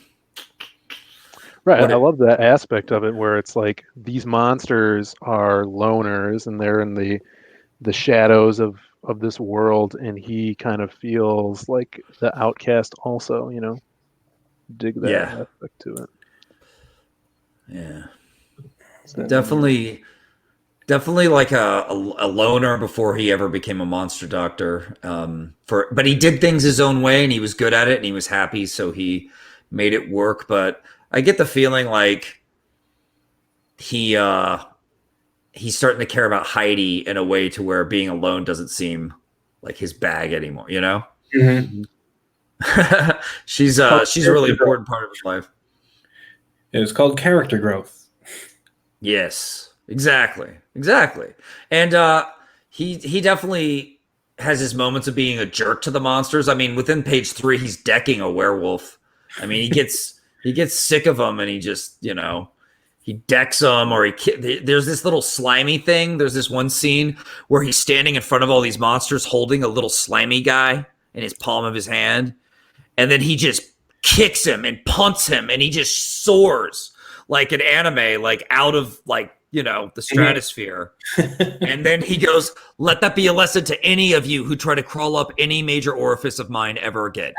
And just walks out and walks away. And all the monsters waiting in line are all freaked out, you know, like, so he gets sick of them, to say the least. But yeah, it's funny and it's kind of interesting. I don't know. It's who he is.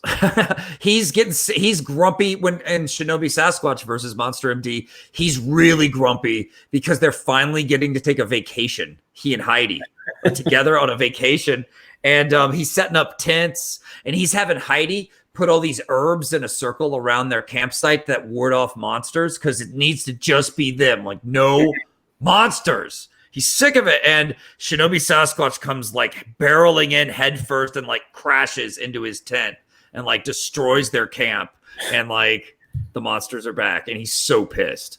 He's so pissed off. But yeah, that's part of what makes him funny, though. He gets sick of stuff, you know, like we all do. Gets sick of work. That's awesome, man. I'm really excited for the book. Yeah, it looks really. That's one of the ones I got that one. I got Shinobi, so I'm really looking forward to that one. It's going to be a big, juicy amount of stuff to read and enjoy. Hopefully, I'm really proud of it, man. We put tons of work into this. I just gave all my artists bonuses because they deserve it. They did, amazing work. That's cool. Yeah, we're definitely all looking forward to that one. Hell yeah. All right, well, let's go into one more book because there's one more book we haven't covered. Cyberfrog. What's that? I can take off now, guys. But, yeah, no problem, man. Thanks for having me on. It was an awesome show. Yeah, absolutely. Anytime you want to come on. Awesome, man. I'll see you guys later. All right, See you take care, later. guys. He has a girlfriend he has to put to bed. Rockabye girlfriend. All All right, let's go into this book a little bit. Let's hope I don't accidentally dock somebody. Oddity. Oddity. Oddity. Madness in the marsh. And I was actually the original. love that. The original subtitle I put in was Marsh Madness. Oh, that's good. It's funny. Yeah, but I guess visually it wasn't so good with the title the way it was the way he had it set up. So I like yeah. Madness in the March. yeah, That's that all works. March. I mean, That's that works awesome. good. Yeah, it works good too. I got no problems with it. Yeah, so when like I said, he brought this book to me, and he had an idea of what he wanted the character to be. He didn't really have any. Like he kind of had a basic idea of what he wanted the story to be, but nothing was really mapped out.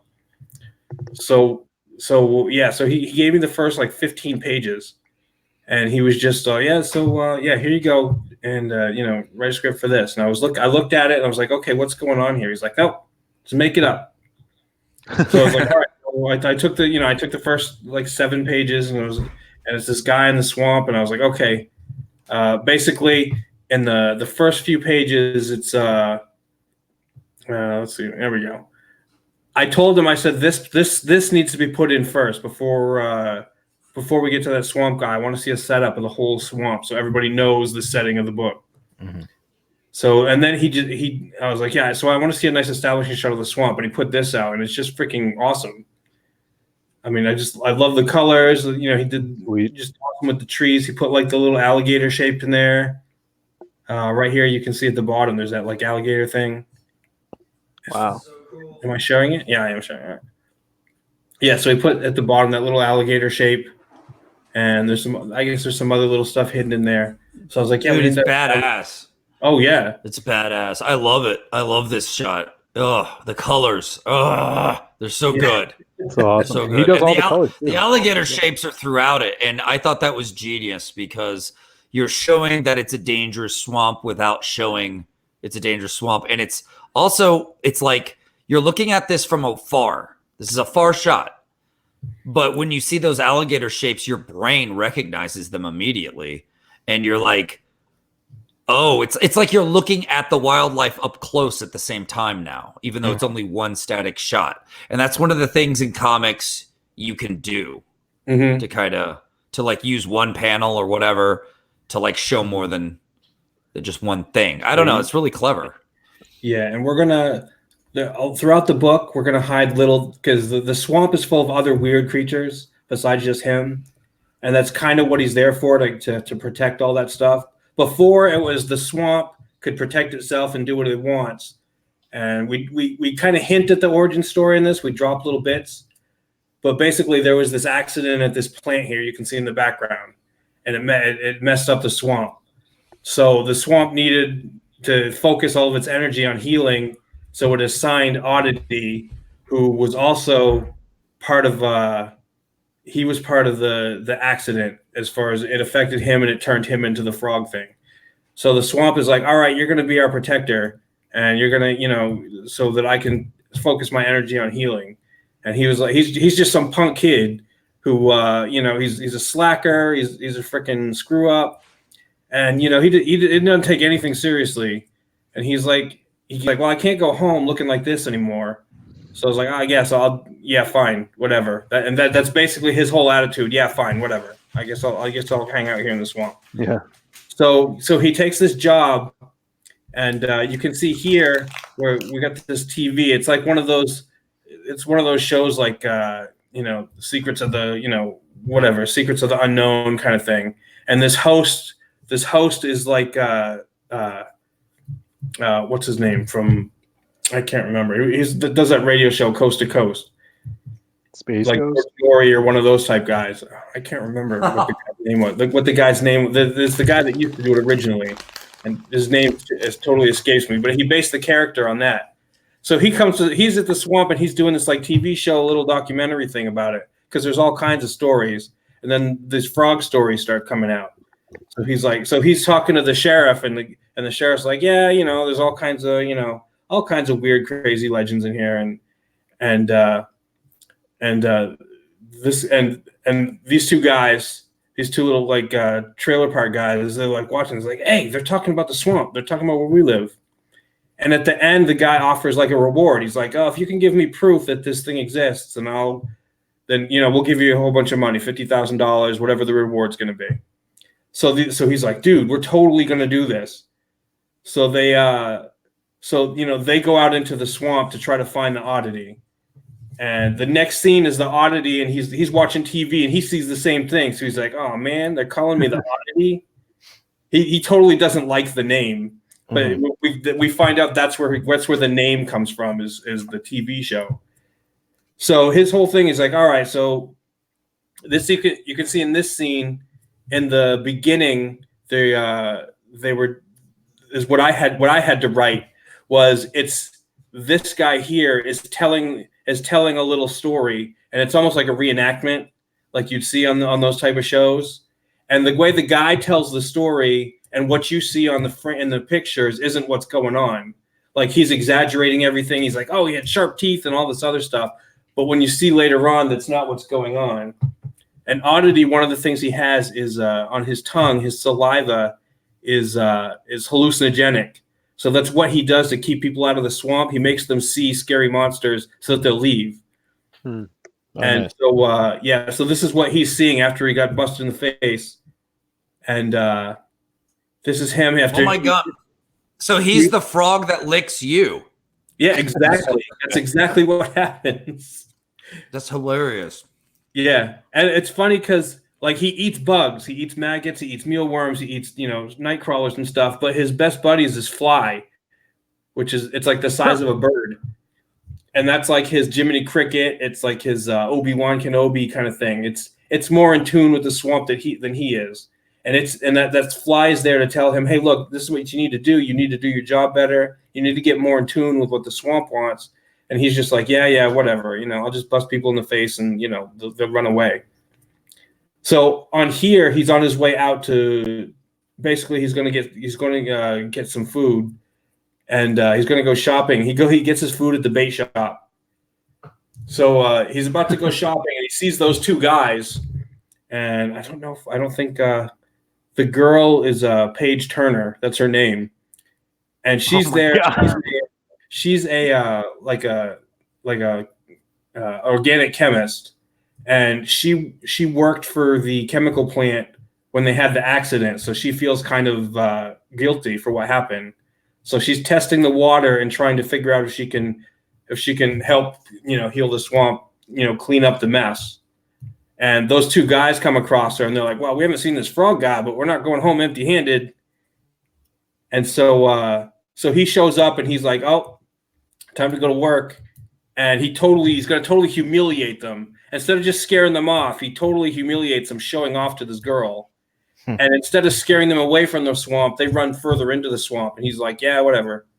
I scared them enough. And they fall into the contaminated water, and they become murderous monsters. And so then that's like his Uncle Ben moment. He screwed up so bad that these guys are going to come out, and now they're going to start killing people in the town, usually for a beer run. And so his whole thing now is going to be he's working with her, and all this stuff's going to happen. And there's going to be a lot of humor, a lot of jokes, and all kinds of stuff going on.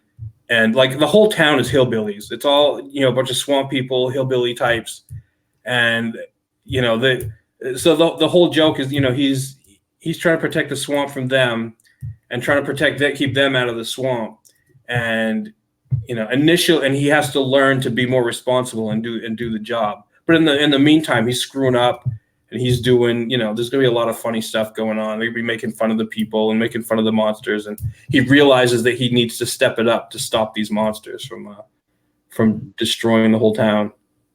Yeah, I think the character is awesome because you could have in this story that conflict where people see him, and even though he's a good guy, they're almost never going to accept him, right? Because he's this freak. I also love the image of his trailer on top of the tree. Reminds me, it's very like Nightmare Before Christmas-esque. Really cool. You can almost have like a statue made of that, for your desk. It'd be really, really cool. I told him, I said, hey, look, we need to take this image. We need to make this a poster.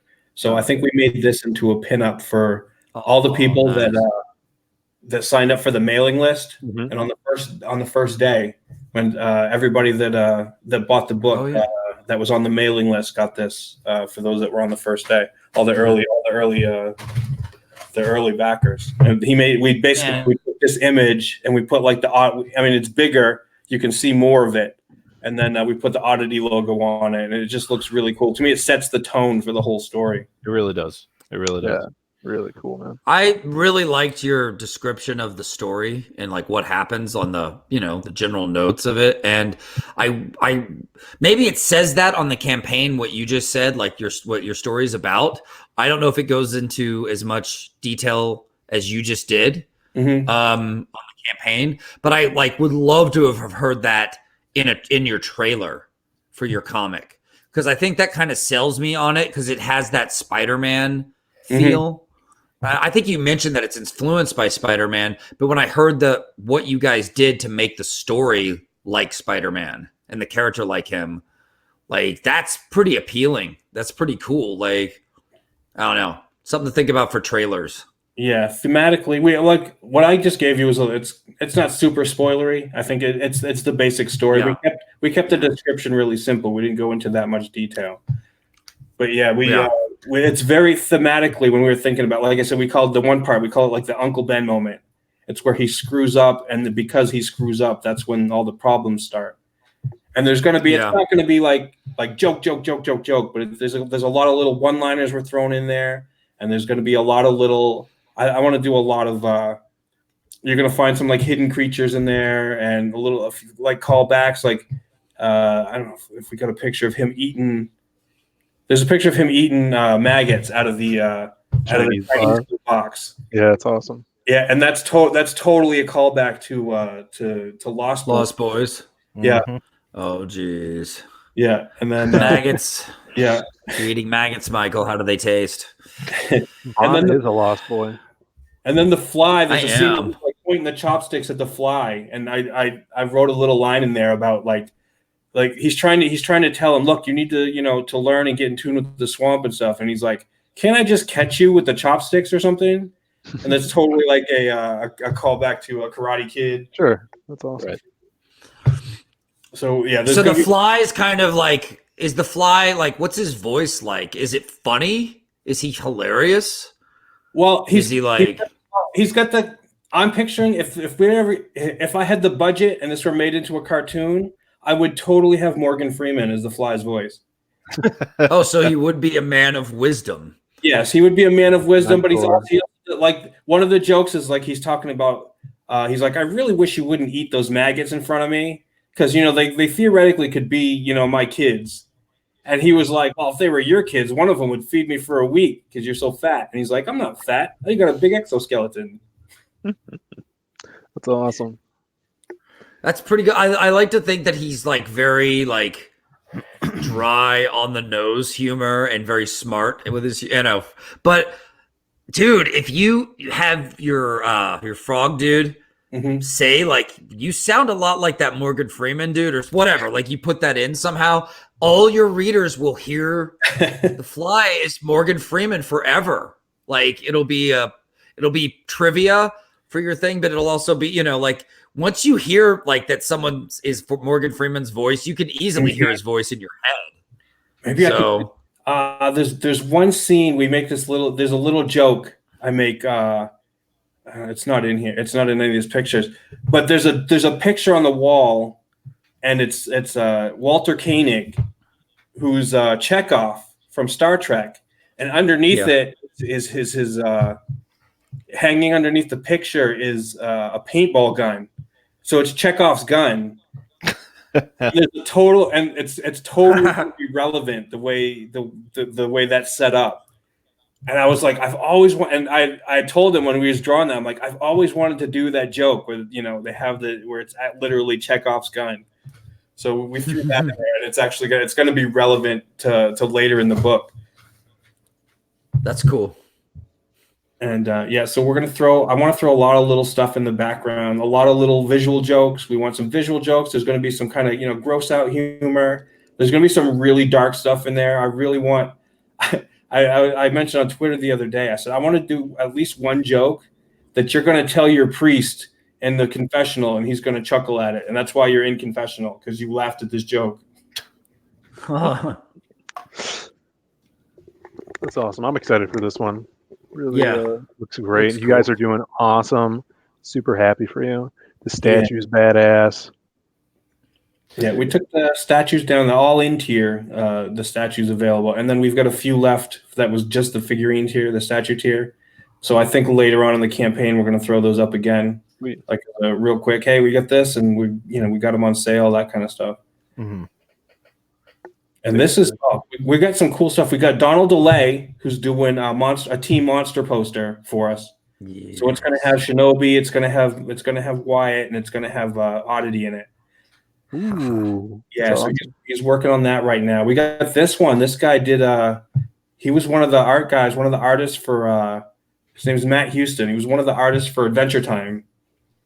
Oh wow. So he did this cool. picture. This Yeah, is and crazy. he's got like a big following. So That's so cool.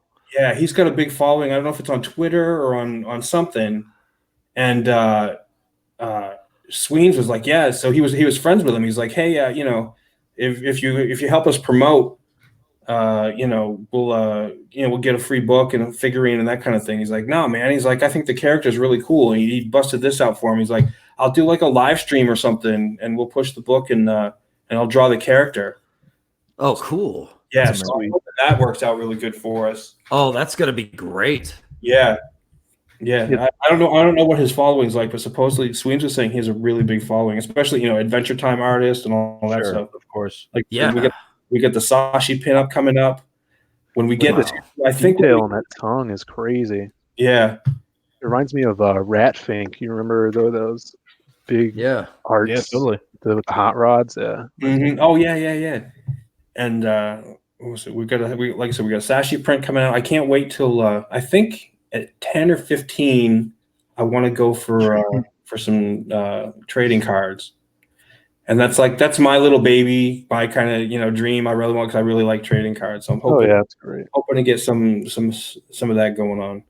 We'll see if we Nice. get up that way. But yeah, this is 8,000. We got the 8,000 stretch goal. We're gonna get this one in the Donald DeLay thing. That's great, man. Sweet.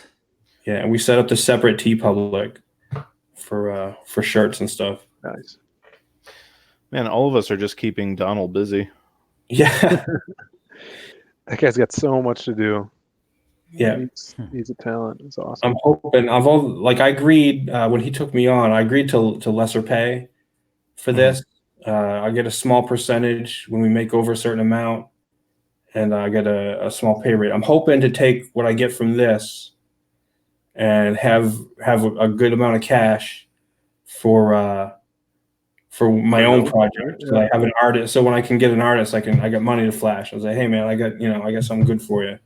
And I get cash. So I'm not some joker that's just like, well, maybe if we pay a little bit in ownership and a little bit of this and that, I can just I got some cash to throw around so people know I'm serious.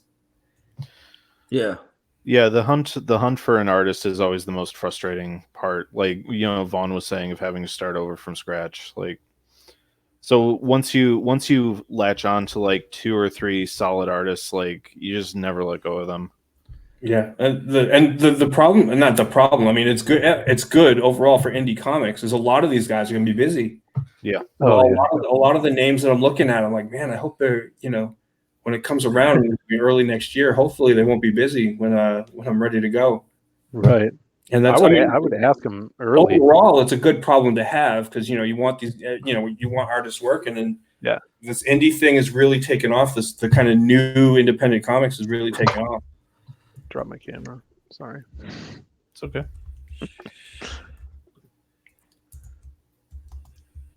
Yeah, I think that's something like I struggled early on with is finding an artist, a reliable artist. I've had horror stories where I was dealing with an artist who was one of my friends, and was having him work on a script and some concept turnaround stuff, and he was a artist in the gaming industry and would do like concepts for that. But I was just like having meetings with him, and he would do rough sketches and then would never deliver anything. And I was just giving him money to try to make him give me stuff. And then it's just like, wow, I didn't get anything. And like, that sucks. And I was in this slump of, I don't know how to get reliable artists. And that's something that CG really helped me with, being a part of this community that is filled with people that are hungry to create things and want to put things out. And before that, I didn't know anyone that was hungry besides myself. So being part of, this whole family is super healthy place to be in when you're creative and trying to create something, because there's someone that wants to help you. Yeah, and plus you want to build a good reputation in the. I know people don't like the word community, but in the CG, you want to build a good reputation. So you don't want to be known as a flaky or whatever. You want to be known as somebody that delivers, because it's getting you work, and it's getting they're getting paid. And it's the whole thing with the mainstream, when some of these other people living on cat food with 20 people in their apartment is they don't worry about it for whatever reason. They don't think they could ever make enough money to make a living, to make a decent living. So that's why they tell everybody, oh, you don't want to go over there, you want to be here. At least we got the industry here that's going to keep us afloat.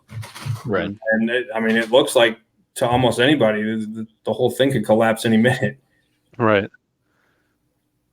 Yeah, it's helped, like the community's helped with my confidence and my professionalism, where it's like I now know how, like, what I could expect from a professional artist. Because before I was, paying guys for practice pages and being like, oh, I'll see if I could, I want to practice some sequential work, and I got turnarounds and stuff, and that'll be this much. And now I'm working with guys that are like, oh, here's my script, and they're immediately sending me concept art and roughs, and I'm like, oh, this is amazing. And they're just as excited about it as I am. Like, I had another friend who was going to school for comic book art, and she's an amazing artist. She could draw the most badass muscular guys I've ever seen. And she here in Chicago, they have the International Comic School, and I know a lot of people from there. And I gave her a script, and we were working on concepts and stuff together. And I hadn't heard from her for a while. She would like ghost me. And then I heard from her, and she's like, "Oh, I showed your script to my teacher, and her teacher is Jill Thompson. I don't know if you guys know Jill Thompson, but yeah, she's awesome. She did work on a bunch of stuff, Wonder Woman stuff, and Sandman. So she's her teacher. She's like, she really likes the script. I'm like, oh, that's really cool. Like, can you get some feedback from her or whatever? And she's like, yeah, I showed it to her for my like final project, and I said that we worked on it together, and we kind of went off of her notes to make the script. I'm like, you passed my script off as work for school to get an A? She's like, LOL, whatever gets a good grade. Like, what? So that blew me away, and was really disappointed about that. It was stupid, but I like that Jill Thompson liked it. I just realized, like, Vaughn, are you still Chicago based? No, Yeah, Okay. he went to college. Yeah, we all got roots I in left. Chicago. I left like 2 years ago. Okay. All right. But like, except for Dave here, like we all have Chicago ties. That's cool. Yeah. Are you in Chicago, Mike? Originally, like I was born and raised there, and Selena and I moved out here to Portland Oh, okay, in cool. 2005. Nice. Well, I was in the Chicago's. Navy. I was in the Navy boot Oh. camp, but that was near Chicago. Nice. Hey, It counts. Chicago's There you go. definitely like an epicenter where everyone comes together. Like you'll meet a lot of people Mm-hmm. from everywhere there, and then a lot of people have ties there. Yeah, it's a big city thing, man. Definitely. 100%. Yeah, it's cool. I know a lot of comic people here, just from having friends that have gone to that school. But I don't know. It's hard to like. They're excited about their stuff, and everybody's doing their own thing and projects. But I don't know. It's hard to get support from other creators here. It's weird. I don't know. I know Carl was talking about that over there in Ireland. Like no one cares that he's this amazing success. It's very odd. Yeah, that was Hmm. that was kind of my experience. Like, I don't know. Like, I mean, and it's been 10 plus years now, so like the whole scene in Chicago could be completely different. But like, especially in college, it was just this thing of like nobody interacted with each other, and like where I went to the American Academy of Art, and it just felt like high school for artists. Like I never felt like I was in a college or getting proper training. Yeah. And they just kind of kick you out into the real world, and then like you try to like wade into the comic scene, and everyone is just isolated and no one wants to collaborate or like help you get ahead or let you help them. It was really weird. Yeah. And I know I've met a lot of those guys you were talking about, like the Mortal Kombat guys, like John Tobias. I know he went to that school and he did all the art for Mortal Kombat. And me being in the arcade industry, I work for Galloping Ghost Arcade, which is like this huge arcade in Brookfield. And so Alex Ross has come and he donated a Superman cabinet to the arcade, and he stopped in a bunch of times. That's cool. And my brother and I actually hosted a Mortal Kombat convention 3 times here. And so all the actors from the old games came. Ed Boon and John Tobias came. It's really cool. But yeah, the sense of community is weird, and it's very interesting because being around CG and seeing how everybody pushes for each other and is excited for each other when we've never even met. You Yeah, totally. It's very interesting. Like my favorite college story is one day Alex Ross came and he brought Steve Rude with him.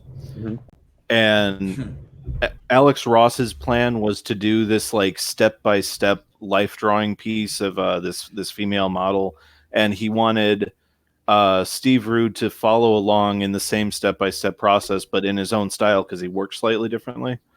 And like 20 minutes in, Alex Ross just looks over to Steve Rude and he's like, "What the fuck are you doing?" And Steve Rude's like, "I'm just gonna do whatever I want, man. I don't care." Yeah, that's hilarious. That's very funny. All right. Well, it's been almost 2.5 hours.